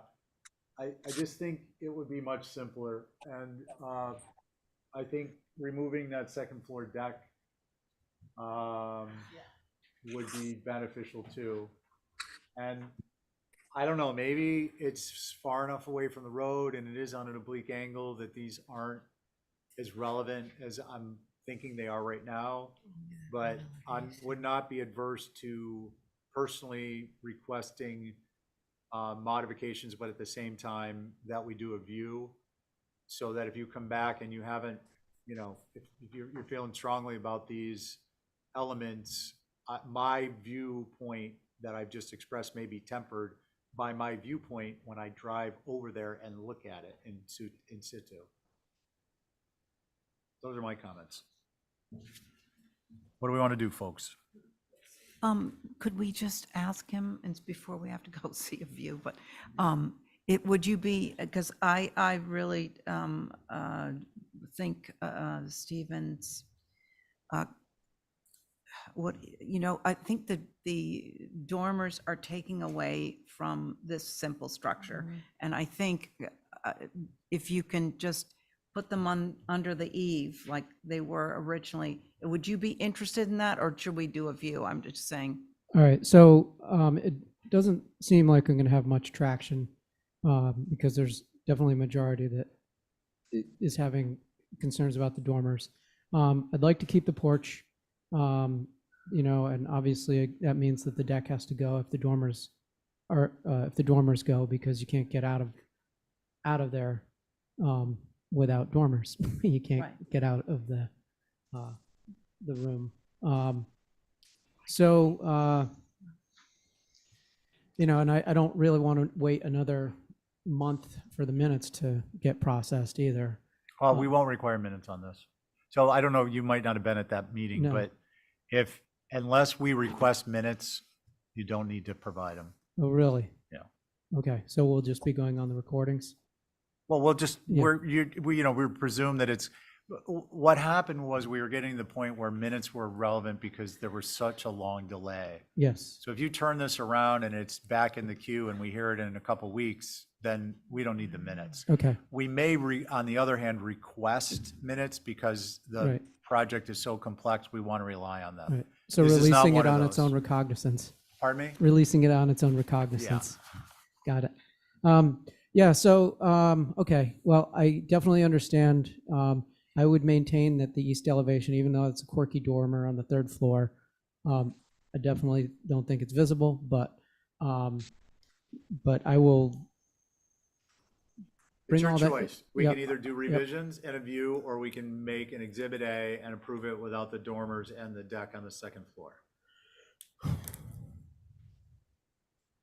I'm not suggesting that the view is gonna change anything. Yeah. I'm just throwing out there that that's an opportunity.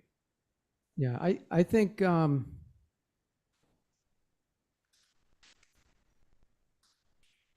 I think for now we'll just do the covered porch. We'll remove the dormers, remove the deck, remove the door.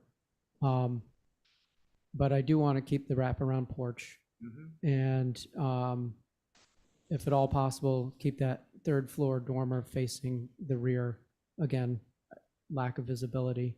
But otherwise, you know, the front, which is the most visible, I think that's the easiest one for everyone. You're muddying up your motion. Yeah. Oh, my motion. I'm Yeah. sorry. So is that an exhibit A, Abby? Yeah, yes, I'll make that motion to scratch the dormers in the front and French door and deck on the west elevation, but keep the porch brackets. Everything else as submitted.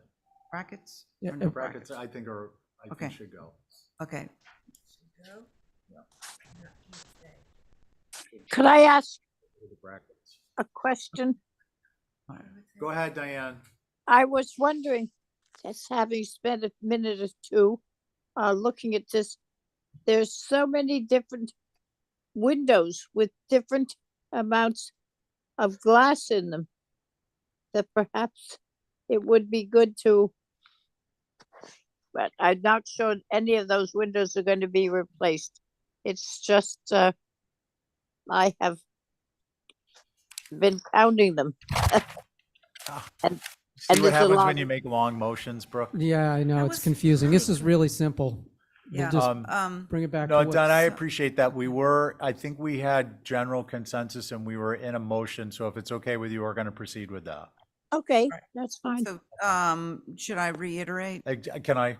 Okay. Go ahead. Exhibit A, the 3 front dormers, front second floor door and second floor deck take a hike. And the brackets on the covered porch. That's my motion. Good one. On your motion? Aye. Let's see, Diane, Aye. Joe, Aye. Gary, Aye. and I'm an aye. Okay, Brooke, we're on to your new second dwelling. All right. So the second dwelling, this one should have some photo evidence of a building almost identical down the road. I think the last time through, there was concern about the door facing the street not looking like a front door, but it's really, what I did is instead of trying to create an entry to that, I just moved it around the side so that the structure would look more utilitarian, more like a garage. And yes, I do still have a deck there, but there's a whole series of photos that you can look at above you that show all manner of decks facing Nantucket Road. And in particular, there is one building that is very similar to the form. And I think you are looking right at, oh, scroll down, please. Right there. And that has, you know, the garage doors in the same spot, windows in the same spot, except for mine has lower eave lines. So anyway, take it away.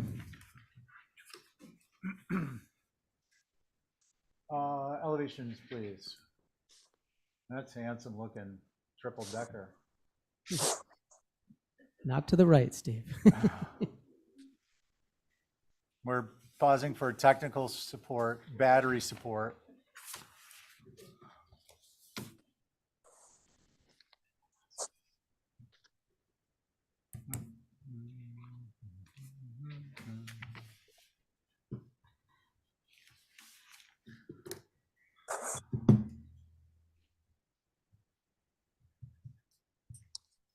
So the elevation on the lower left is actually the one that faces Nantucket Road. I just ask at this point, the garage doors face They face the driveway. driveway. Yep. Okay. So the person door faces the house? The person door faces the property line, around the side, again, not visible.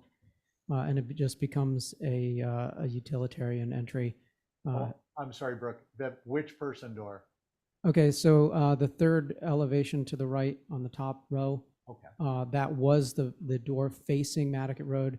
Instead of trying to contrive an entrance, I just rotated it around the side so that the building would appear more like what it is, which is Okay. a studio garage. I just Similar wanted to get to us, yeah, just get similar us to the clear other. on that. Yep. Okay. Let's see, who'd like to begin?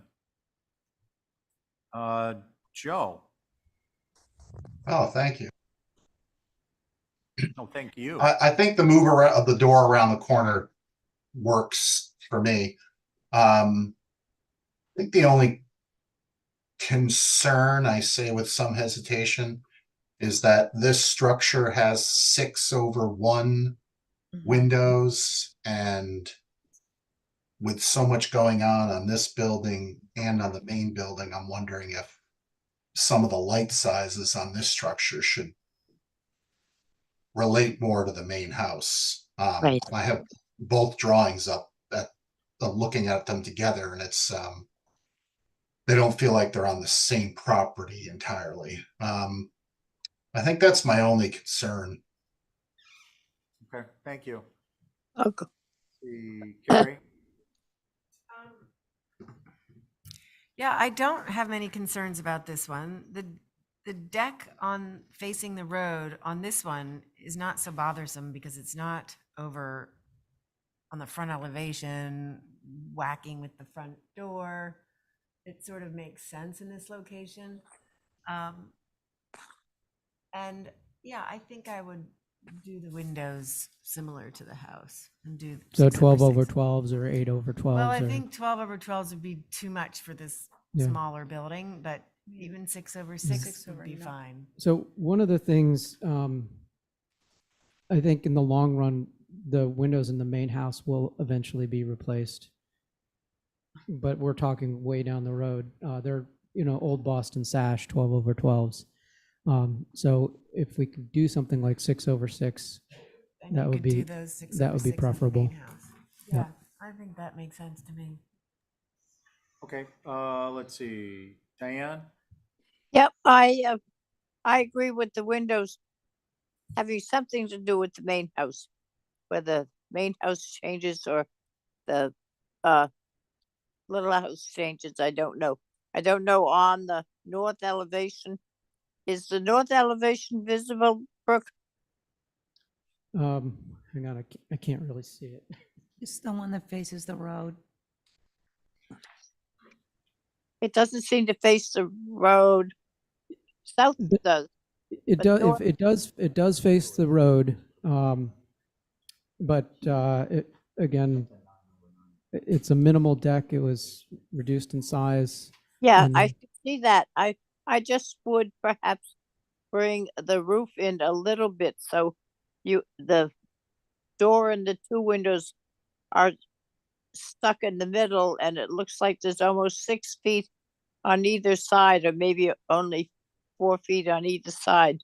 Oh, we make the dormer narrower. Yeah, Okay, I think That's all. we can do that. and I think this house could handle the 6 over 6s in the larger glass size rather than the little ones. I don't know how you handle that, but I don't mind this building at all. I think it's good, except I'd like to see that dormer come in. Thank you. Thank you, Diane. Okay, does that leave me? Yes, because I agree with Watson's. Oh, thank you. That ploy worked. So, Brooke, I don't have concerns about the structure itself. I think the fenestration is okay. I'm concerned that it's 6 over 6. I just think it makes a small structure look more complex. So those are my thoughts on that.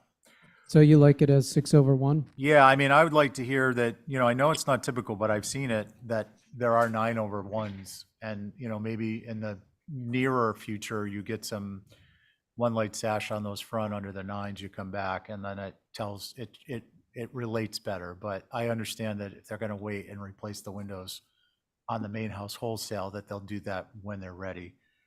But I think the 6/1s are okay, given its location and the orientation of the structures and the distance of the main house from the street and so on and so forth.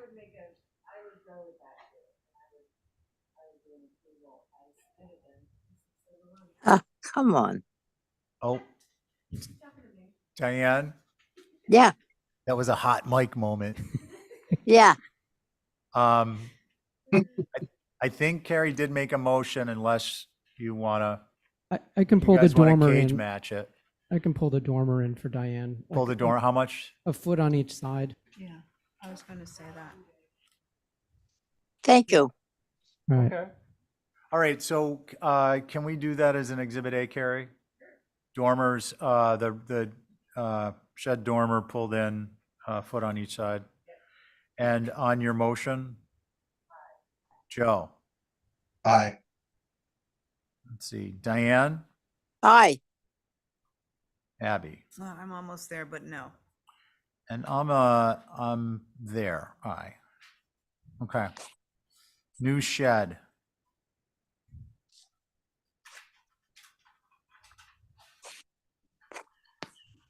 Do we have a site plan? Yep. We'll pull that right up. Lower right, you were there. Keep going. Keep going. The multicolored portion. There you go. It's between the house and the second dwelling, Diane. Oh, okay. All right. So this building, Brooke, can I ask you to hold for a second? Yes. Can we go to the elevations? And make the pages go away? Mr. Chair, it's not shown on the screen for everybody at home. Oh, okay.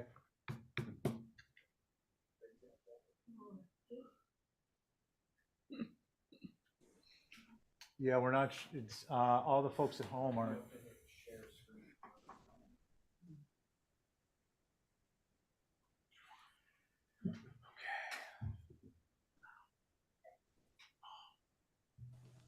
There it is.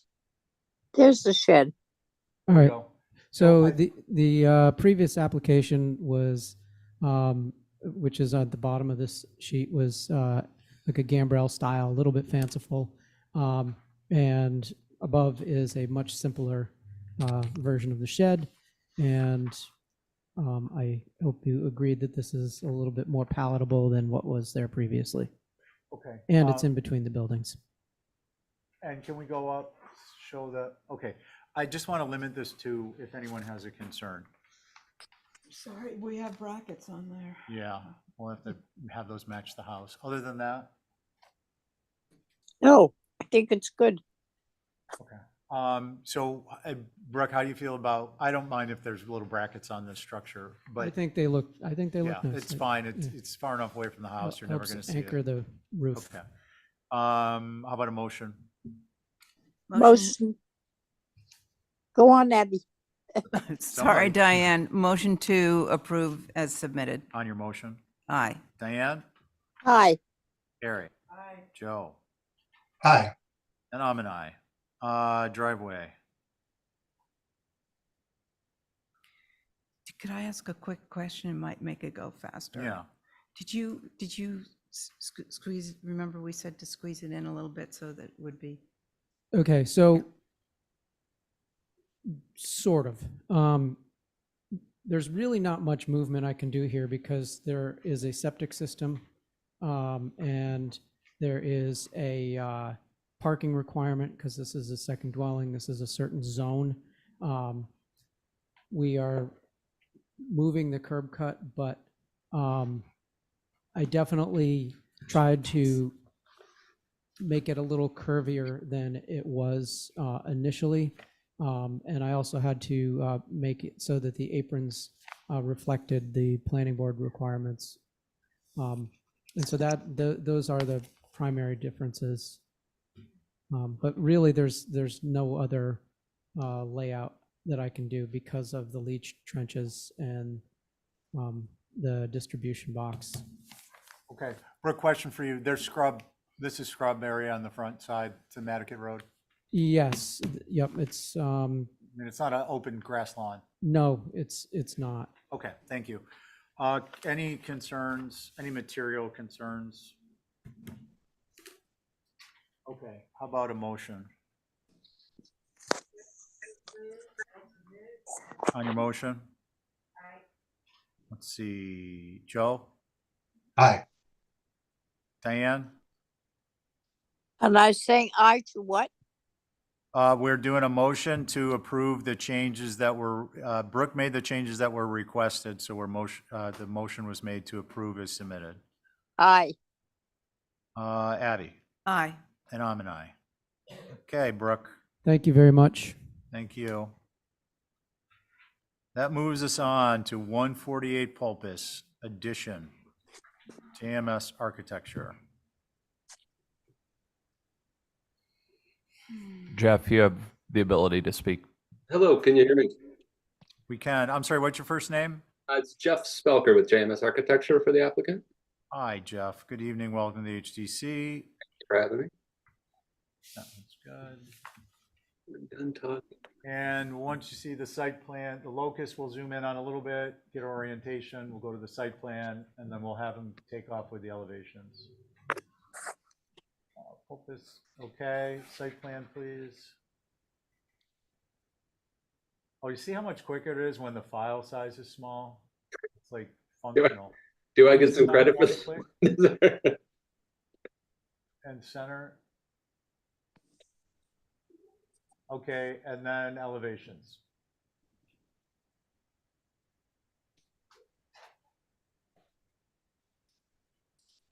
And click out one. Thank you. Okay, Jeff. Thank you.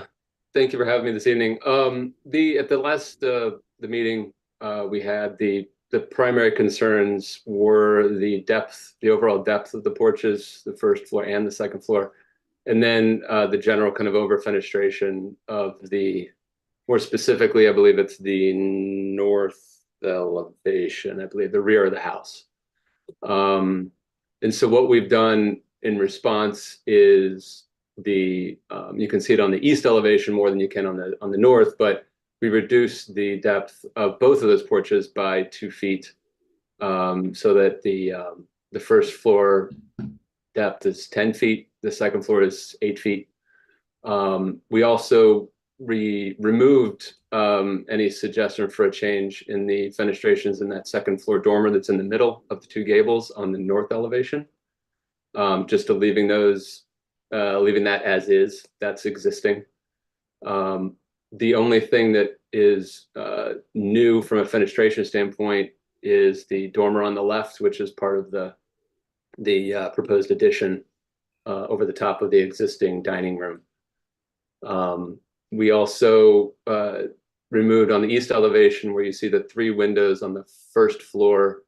We did have 4 windows there. Those 3 windows are existing, so we're not proposing any changes to that elevation basically at all, except for the second floor, obviously. So ultimately, the only changes they were proposing on the additional fenestration is the doors in the middle, underneath the shed dormer, basically underneath the porch, and then the dormer on the second floor. Yeah, the one thing the homeowner wanted me to just note is there was a question about Chadwick Court being a public way, and they consulted with their attorney to take a look at their deed and so forth. It actually is considered a private way, just in the sense that it's a deed easement. It's granted, and all it does is grants the Fulling Mill residents access to the harbor. However, what they did find is that it is shown on a land court map, not land court plan. So therefore, on the locus map, it's considered a public way, and obviously HDC visibility is there. They just wanted, excuse me, that to be kind of entered into the record. Okay, appreciate that clarification. That's helpful. Let us see. Their board is myself, Abby, Diane, Val, and Carrie. And why don't we see who would like to begin with, I think her name begins with a C.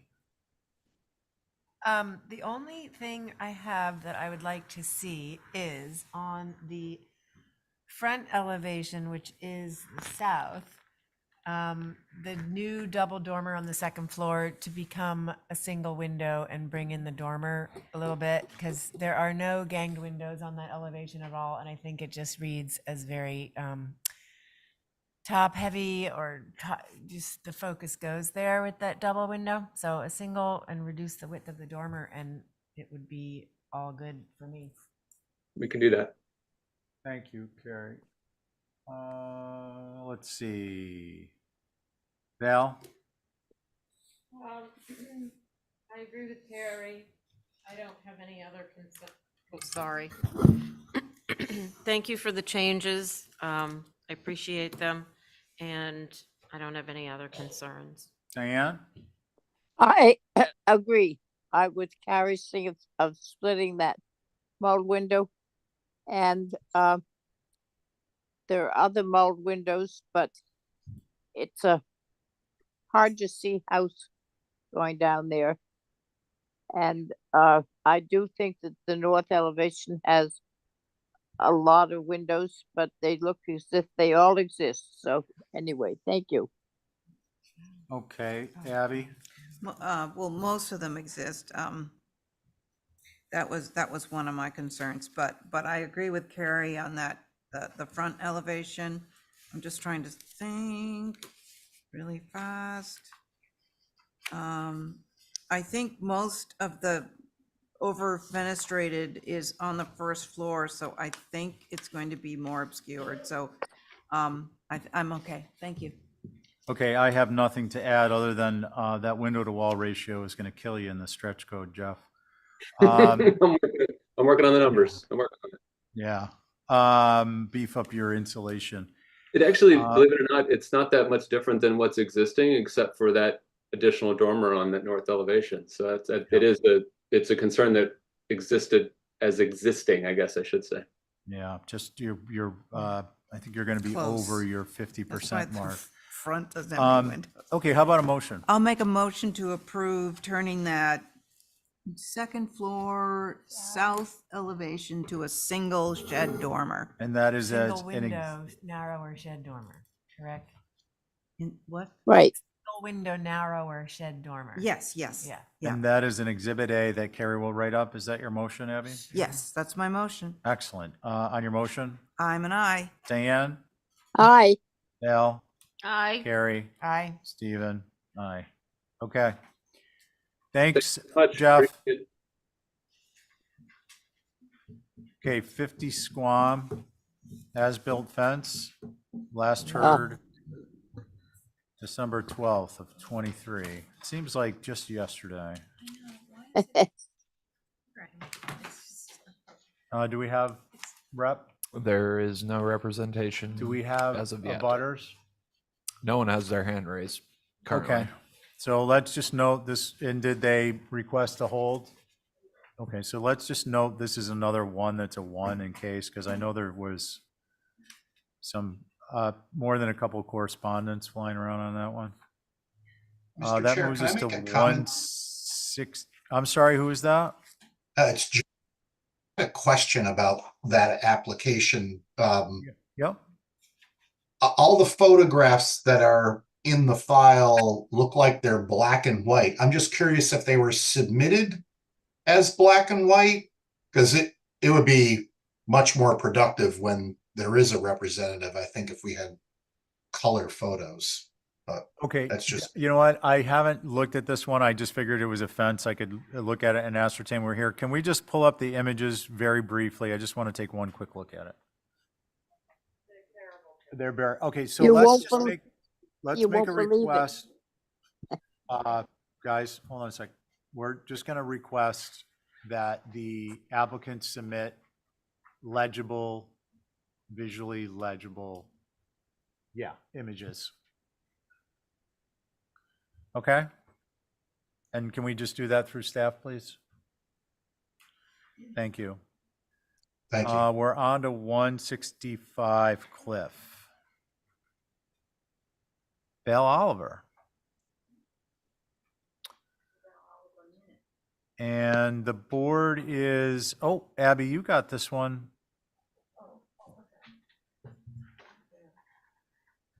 And actually, it's a good thing we didn't open that other one because I'm not on it, but I can still make the executive request for images. And Abby, this one is yours.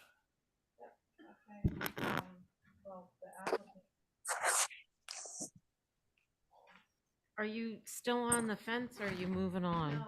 Hello? Okay. All right. The last time this was heard, it was a full 2-story structure. And I gave you some supplementary pictures. I did send them to the office late yesterday, and I wasn't sure if they were gonna be on my digital copy, so I had them just in case.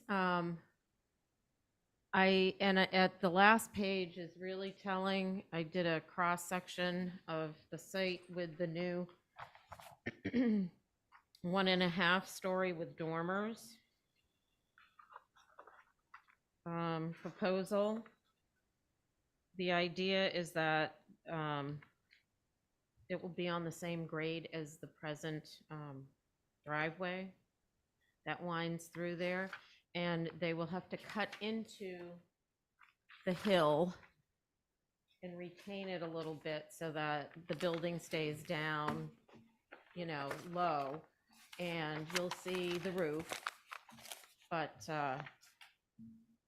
yeah, that's the scoop. It's a completely different structure.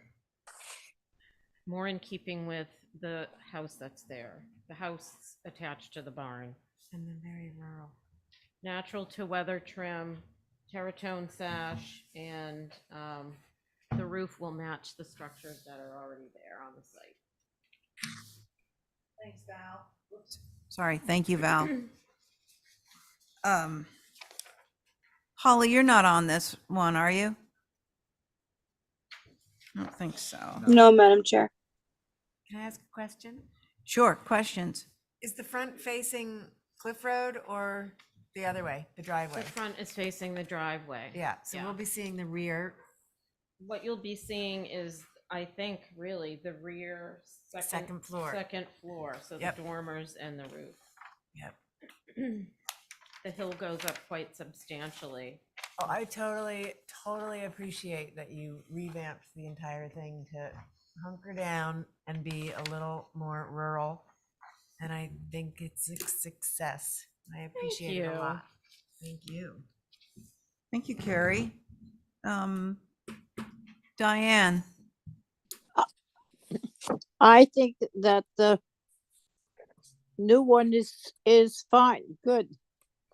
And it looks nice. I was just trying to find out what was next to it at 165.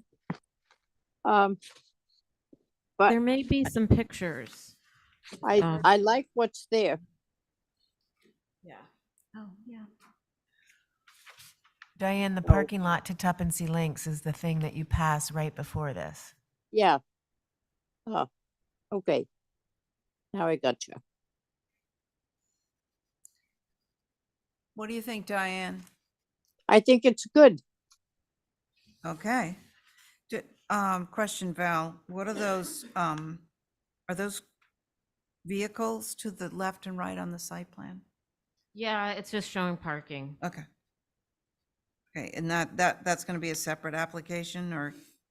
I don't think they're gonna improve the driveway any. It's gonna be what they already have there. There's just some spaces allotted. Okay, We so have to show, 9 by 20 spaces for the planning board to approve the house. but I mean, it's all dirt back there, so is that material going to be for the parking, is that a different application or is that on this? Well, to be fair, I will have to come back with some more formal retaining information for you, so we can put that on that same application. Okay, so you'll do that on a different one. Okay, so sorry, remind me which the elevation is that's going to be on Cliff Road? It will be the rear, which is the south, and what you'll see is the roof. Yeah, okay. Right, I think, yeah. So you brought it down a couple of feet, correct? Oh, yeah. Yeah, terrific, thank you for that. So it's about 27 feet now? I can't read it. It's 26.3, and the grade will come up in front of it a bit too, so it won't read. And it was almost 28. It was 27.11 to start. So that's why you flipped up the dormer to get. It was a full 2 stories before.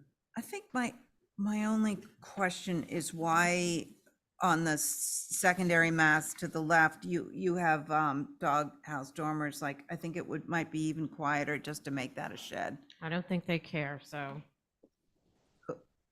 Okay. Yeah. Well, I'm just saying my feelings in case. He made it tie in with the building that's already there, the structure that's across the driveway with the barn attached to it has doghouse dormers. But Okay. I really don't think they are that. No, I thank you for pointing that out Yeah. because that makes a difference to me. So so Diane is okay, Carrie is okay, I'm okay. But so Connie, you haven't been on anything in a while. This is old business. It's Oh, it's established. sorry, am it's on already this. established. Sorry. Connie's on it. I am on it. Oh, Yeah. okay. Yeah, I know, I appreciate the changes and I have no concerns. Oh yeah. And I think maybe, is Joe on it? Joe is not. No, just us. I think that's 5. Yep. Yeah. It says Pole, Camp, Coombs, Patton, Thornwell. Oh, polls. Yeah. Right. Okay. All right. Well, we're what's the pleasure of the board? Carrie or Connie or Diane? Oh, I'll motion to approve. Okay. Like that. Okay. On Carrie's motion, Connie, Aye. Diane, Aye. myself, aye. Carrie. I'm an aye. Okay. Thank All you. right, thank you. Thanks, Val. Thanks, Val. Thank you, Abby. 7 Barnabas Lane, Pool and Hardscape, Mirka. Good evening. So, good evening. Good evening. Oh, I'm not. So I'm Good evening. representing the revised plan, following the comments on the previous meeting, which I apologize, I wasn't able Hey, to guys. I was not able to represent in person. They were, the most concern or the initial concern was about the Belgian block driveway, which we substitute, and again, you can see it in a red lettering, but we changed to the plan. So the driveway is substitute from Belgian block to the 2 strip of the just brick, which been as a consent more appropriate for the neighborhood. Keeping it to the kind of bare minimum and green appeal, I choose to just do 2 strips instead, combine different 2 materials like a Belgian block. You know, mix between, I just thought to just keep it as simple as possible, just a brick for access. The additional comments was the screening of the pool. I created another green buffer between, so we have an existing privet in place, and then I brought additional privet hedge between the garage and main house with the gate, which would be as a secondary kind of buffer. Between the pool and the street. There were some concern about the pool location. The pool is outside and of the pool setbacks, which is 10 feet from both sides. Plus, I reduce any hardscape or decking at this case outside of the setback, zoning setback. So nothing is within zoning setback on this plan, and we reduce the decking to like just 6 feet on the shallow side, and then just to the bare coping surround. And in addition, there was another concern about the amount of the pavers. So you can see it's like dash line the area which we reduced. So we just really kept the pavers just within the buildings, but we reduced any pavers in a backyard, just kind of making it as small as possible. And the pavers would be set in the lawn or the steppables at grade, really make it green and disappear, and very soft, the landscape. So I believe so. There was all the comments from the PAS meeting. Okay, thank you. Your board is myself, Abby, Diane, Val, and Joe. And Joe, Yes. please go ahead. I think Mickey wants this. I see Mickey up here. I think he's going to speak on this. And I have comments, Mr. Chair. Pardon me? Holly. Okay, Mickey, Holly, why don't you go ahead? I want to note this is not in the old historic district, so. Correct. Thank you, Mr. Chair. Holly, go ahead. Thank you. So this is located within the Woodbury subdivision, which actually is located within the OHD, believe it or not. Appreciate the removal of the pavers and the driveway redesign, much appreciated and appropriate. I also appreciate moving the pool out of the and all the paving outside the setbacks. That's great. I do have a concern on visibility from Lowell Place, just considering that back lot is open. And with that, maybe beef up the vegetation that's already being proposed on that rear setback. So those are my comments, Mr. Chair. Thank you. Thanks, Holly. I just want to get clarification. I never noted this being in the OHD in prior applications, and it's not color coded as such. It is, Mr. Chair. I don't know about the agenda, but yes, it goes to the middle of New Lane. Middle of New Lane. Okay, thank you. I appreciate that. Mickey, please identify your group.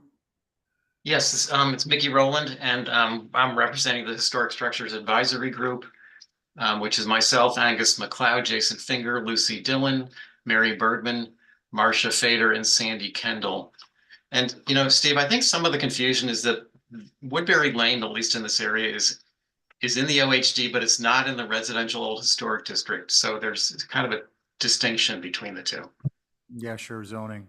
Yes. So anyway, it's well within our zone of review. So our comments are relatively simple. They're similar to Holly's. We still think that garage should go back further from the street because there's plenty of room to push it back closer to the pool. And generally, building with Nantucket in mind suggests they go back as far as possible. Besides that, the square cut pavers in the front, along the front of the property there are pretty formal for this area. And I agree with Holly that I think that this pool, she's concerned about Lowell Place, but I'm more concerned about Barnabas Lane. Privet hedge just, in the wintertime, you can see right through it, and you can have 1 or 2 layers of privet, and you're still going to see that pool in the wintertime. So I would suggest better screening between the buildings looking through to the pool. And that's it. Thank you. Okay, thank you. I appreciate it. Let's see. Again, it is myself, Abby, Diane, Val, and Joe. Joe, I think we were headed towards you. Okay. Well, I appreciate the change to the driveway and the shifting of the pool. And I feel like Mirka addressed the comments that were made.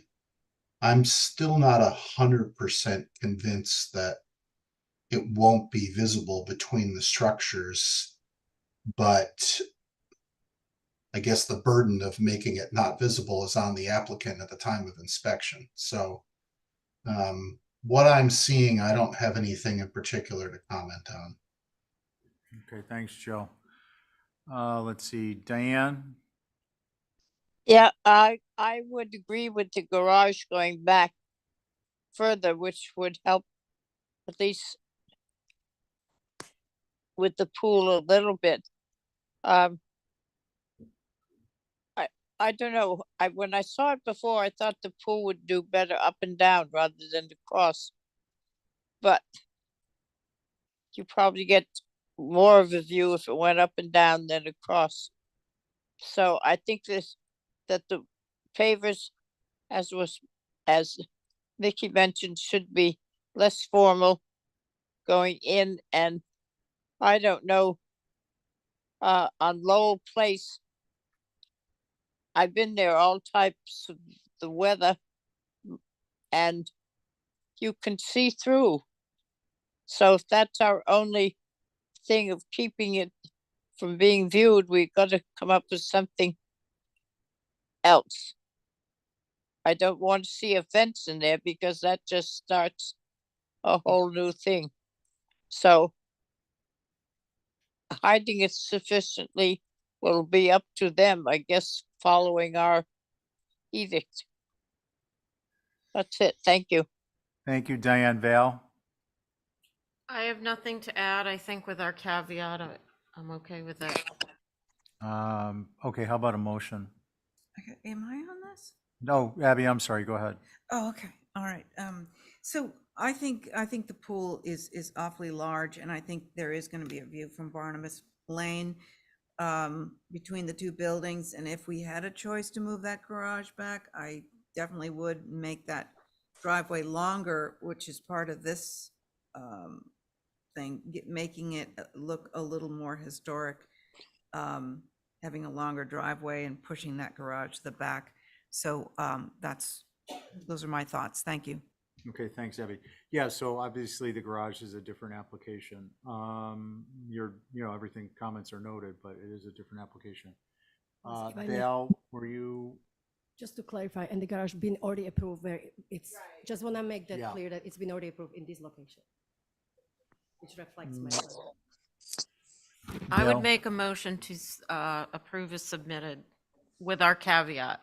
Not visible time of inspection or thereafter, no grade change from existing or as per the original application. Yeah, all of that. On your motion, Aye. let's see, Abby, I'm a no. Joe, I'm an I'm sorry, you cut out. aye. Okay, thank you. Diane? No. No, and I'm the swing vote. I think that this is going to be sufficiently blocked. Lowell Place, I've been down there recently, and that's done screening. I would understand would be an issue, but it's not. So I'm an aye on that, subject to our condition. Okay, 25 Willard, hardscape and fence, Edgewater landscape. I am not on this. And Abby, you are not. Diane, you're chairing this one. Okay. Okay. Take her away. There are no hands currently raised, so if someone is on Zoom looking to represent this application, please raise your hand. I don't see anybody. No, it doesn't look like anyone's here to represent this. Okay, so we're going to move to 26 Quidnet Path. And then, Mr. Chair, so items 10, 11, and 12, 26 Quidnet Path, 1 North Swift, and 32 Pocomo, the applicant asked to continue to the next meeting. Okay, do we have anyone in the queue on those? In the peanut gallery, abutters? If anyone has a, yep, hang on 1 second. We have Lisa Berger, and Lisa, go ahead. Lisa, I want to recognize, one, you're here. Two, Matt is not here. So depending on when the request to hold was submitted, which we can determine subsequent to this evening. We don't know because we don't have all the staff present. This could be, it could be one step towards a delay penalty because it's been held and there are abutters present. So I just wanted to inform you of that. The next, you can check with the office if you would like on that particular matter, and perhaps more beneficial would be Friday this week after 2:30. The agenda will be posted on the town website indicating if it's going to be listed for next Tuesday. We are at, that was 10, 11, and 12, Billy? 10, 10, 11, and 12, correct. Okay, and if anyone is here for any of the others that we just talked about, 26 Quidnet Path, 1 North Swift Path, and 32 Pacamo, that is the same comment. 85 Low Beach Road, and is Rich here? How can I not know that at the beginning of the meeting? Is that Rich? No, that is not Rich. Okay. So it's 8:17. Yeah, I think we can get one more in. If we get 2 more in, we're caught up. I'd like to put that one on my list. Is Rich here? No, he's not on Zoom. Okay, that brings us to 8 High Brush Path Link. Ms. Tori Ewing, good evening. Hi, everyone. I think this was the night that a lot of people were sick, so it's only Connie, Abby, Ray, and was it Diane? You have Abby, Connie, and Joe. Oh, and Joe. Yeah. So, should I start? You may. It And was I'm going to leave. No problem. It was requested that the prior plan, which is included in this scan as well, only showed the fence ending without showing the whole lot. So Joe had asked, I believe, was the lead in asking for the whole site, and everyone agreed. So we can see that in the slide above what we're looking at right now to have a relative vision of where the fence actually is being located compared to the size of the lot. And with that, the rest remains the same, 5-foot solid board fence, natural weather, matching an existing fence on a neighboring property running perpendicular to this one. I also included a lot of photos from the street of this home, so you could see both the screening and where the fence would be located. I put an arrow where it would begin in each photo. And I'll defer to you.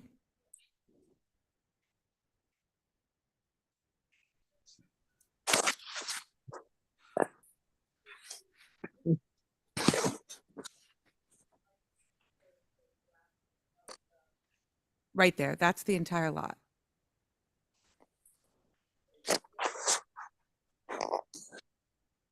We're only here for the fence, which is along the bottom triangular corner, and the red highlighted is on that line. You Can I got it. ask a question of the applicant? Can we go to can we slide to the next page on this? Yeah, that's helpful. Thanks. It's a little more blown up. Right. And the fence that you're looking for is the red line that we're looking at. Is that right? That's right. And then the neighbor's fence that this is matching goes forward of that towards the road. Is that right?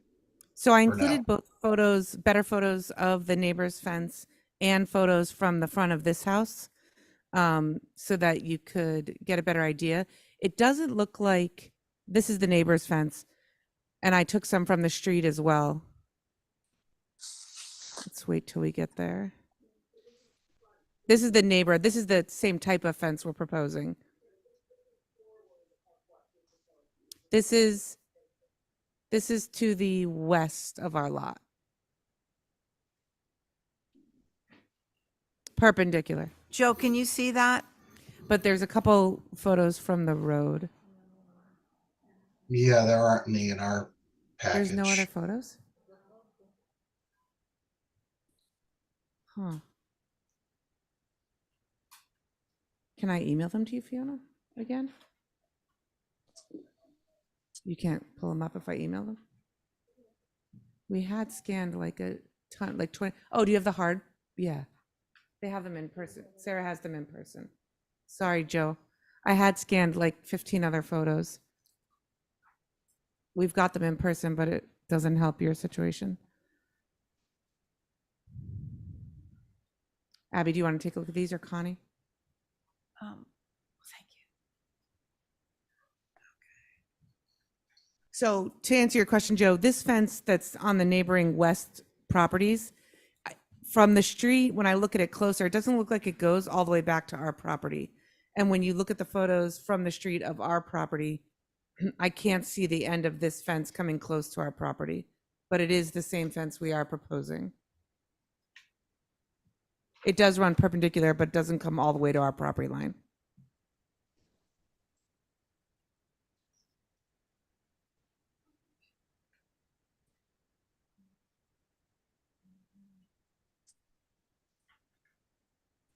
Okay. Go ahead, Joe, if you want. No, I'm trying to orient myself with this because like every, the locus is twisted from the site plan, and I'm trying to make sense of where the existing neighbor's fence is on the site plan. I think when I mentioned seeing the whole site, it was you're talking about the fences north, south, east, or west. If the site plan actually showed the neighbor's house and indicated where the fence was, that would be super helpful. The fence looks fine to me, and just want to make sure that. Yeah, I wish you could see the photos from the road too of the 8 High Brush Path property, because I don't think this fence is going to be substantially seen at all from the road or from the neighboring roads for that matter. But I understand what you're saying.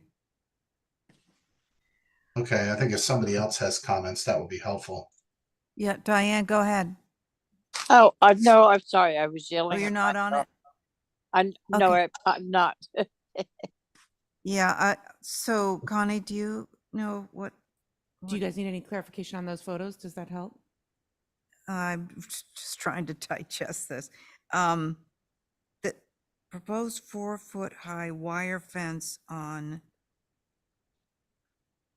PT post to match existing income. No, okay, let me. That's. Yeah, sure. I mean, it's kind of confusing. So this is from Austin Farm. And I can't tell. It doesn't look like it goes all the way back to our property. Hard to hear. How high is that? 5, the exact same that we're proposing. Okay. There it is again. Nope, that's all the neighbors. This is just to represent what we're proposing. Come on. This is from the road where my arrow is where it starts and it goes to the back of the property. Okay, yeah, I think I get that. Diane, I'm just trying to figure out what's going on here. Are you on this, Diane? No, I'm not. Okay, all right. So, this fence is to hide the pool? Is that? Nope, there's No. an existing wire fence, as you can see on the plan, that's being removed. This is for privacy from the construction next door, for the most part. Okay. All right. It's just a lot of fence, but they've started it at the corner of the house and then gone back. And those photos from the road show all the clearing of the circular driveway, the plantings there, plus the vegetation that will remain. And it's 5 feet. 5 feet to match the one that's Okay. represented in those other photos on the neighbor's property. All right. Okay, so Joe, are you clear on it? It's a little confusing because if you zoom in, I think you read the note that I read too, which is 3-foot clear and 4-foot single wire gate on PT posts, which faces the road. That's indicated on the plan, but I don't see any. Yeah, I think the one that elevation you're of it. reading actually was supposed to be deleted. You'll see the next comment, 2 comments over from that, says for wire fence with post to be removed.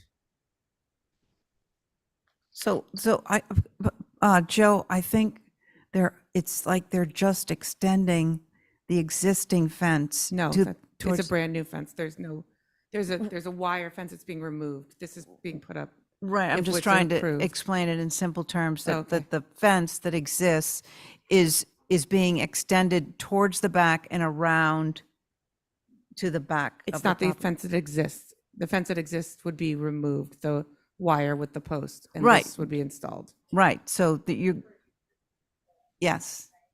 But I don't know if I don't believe it goes all the way to this property line. Oh my God. It's just a sample of what they're proposing. Well, Yeah, it's, so, yeah, go ahead, Joe. well, on the plan in red, indicates there's a height change here somewhere because we have a 5-foot board fence running along the property line, and then where it turns to connect to the house. I'm looking at the other site plan, the one that has yeah, that one right there. If you zoom in on the front corner of it, where it attaches to the house, well, you have to wait for the note to come up, but that section of fence, which has a door swing in it, there's no indication of, it's a different height. It does say 3 feet and 4 foot single wire gate on PT posts. And we don't know what that looks like. It faces the street. Right here. Yeah, the photos that unfortunately for some reason are not in the scan, Joe, that are in front of Abby, you can see that it's not visible from the street. I could point out on those photos if you want. Okay. Yes, I know what he's referring to. And then there's another one noted on the plan that runs. Could we just talk one Sure. more time because I can't. The gate, which has the gate, at what height is this fence and what's the material? I believe it's existing wire with posts. Okay. And I believe it from the photos, you can see that it's not even seen. At this point, it goes back as a 5-foot wooden fence all the way to the rear of the building. A little farther, as you can see on the As it property. goes, Yeah. on the other. But it's not there now. That's what we're proposing. Okay. Joe, do you get Yeah. that? Okay. I trust you. I don't have enough information to make a motion, so I will. Yeah. So the at the front of the fence on the roadside, there's a gate and it's wire with posts. And then as it goes back past the swimming pool where it makes the bend, that's all a 5-foot board wooden fence. Right. And it just arbitrarily stops. Just suddenly stops like there was a lightning bolt. Into tremendous vegetation and wetlands. Yeah. Okay. All right. It's a lot simpler than we thought. So what are we going to do with this? What do you think, Connie?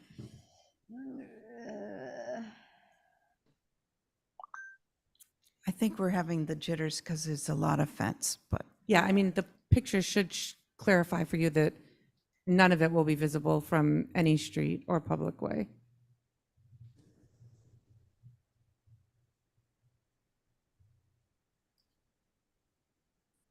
what do you think, Joe? Yeah, I can't make a motion. I really think it's a lot of fence. It's right on the property line. The only other thing we could do is take a view on this so we really understand it. I'm sorry to say that, but The pictures don't show it for you? no, it is confusing. And I think if there's just 3 of us, we really have to get it right. So could you make, Especially since Joe can't see the photos. I Right. think, yeah. Joe, would you mind if we did a view? I think that would be great. I'd go take a look at it. Sure. Okay. Connie, make that motion. I motion to hold for review. Okay, all in favor of Connie's motion for review, that would be you, Joe. Aye. That would be me. I'm an aye. And Connie on your motion? Aye. Thank you very much. And with that note, do we have to do minutes? Do we have minutes to approve? I think so. They would be listed on the agenda if you had minutes to approve. Here, I'm digging them out. No, we don't have any No. minutes listed on the agenda. Okay, terrific. Do I hear a motion to adjourn? Yeah. I make Diane, that. are you making that motion to adjourn? Yes. Okay, all in favor of Diane's motion to adjourn? Aye. Carrie? Aye. Aye, Joe? aye, Diane? Aye. Me? Yes, I. Happy. Happiness covers the earth. Can I ask one thing before we call for an agenda? I was going to do it at the beginning, I could not. It seems to me, and I need some help with remembering this, that the extension on the trailer in the old fire department that we gave the town expired in December, like December 27th. And the damn thing is still there. And we have no notification of what they plan to do. I'm sorry, if this is not an item listed on the agenda, this is not a conversation to be had at the moment. No, I want to add it to the agenda. Come on. Oh, We sorry, could Diane, definitely add it. Bill, did you understand the, I have a vague understanding of what it is that she was okay, all trying right. to open up a discussion on, which we can table for the next meeting. Okay, terrific. Okay, Diane, we're going to put it on the agenda. Thank you. That's what I wanted. Oh, you got That's it. all I wanted. Night, night. Good night. Oh.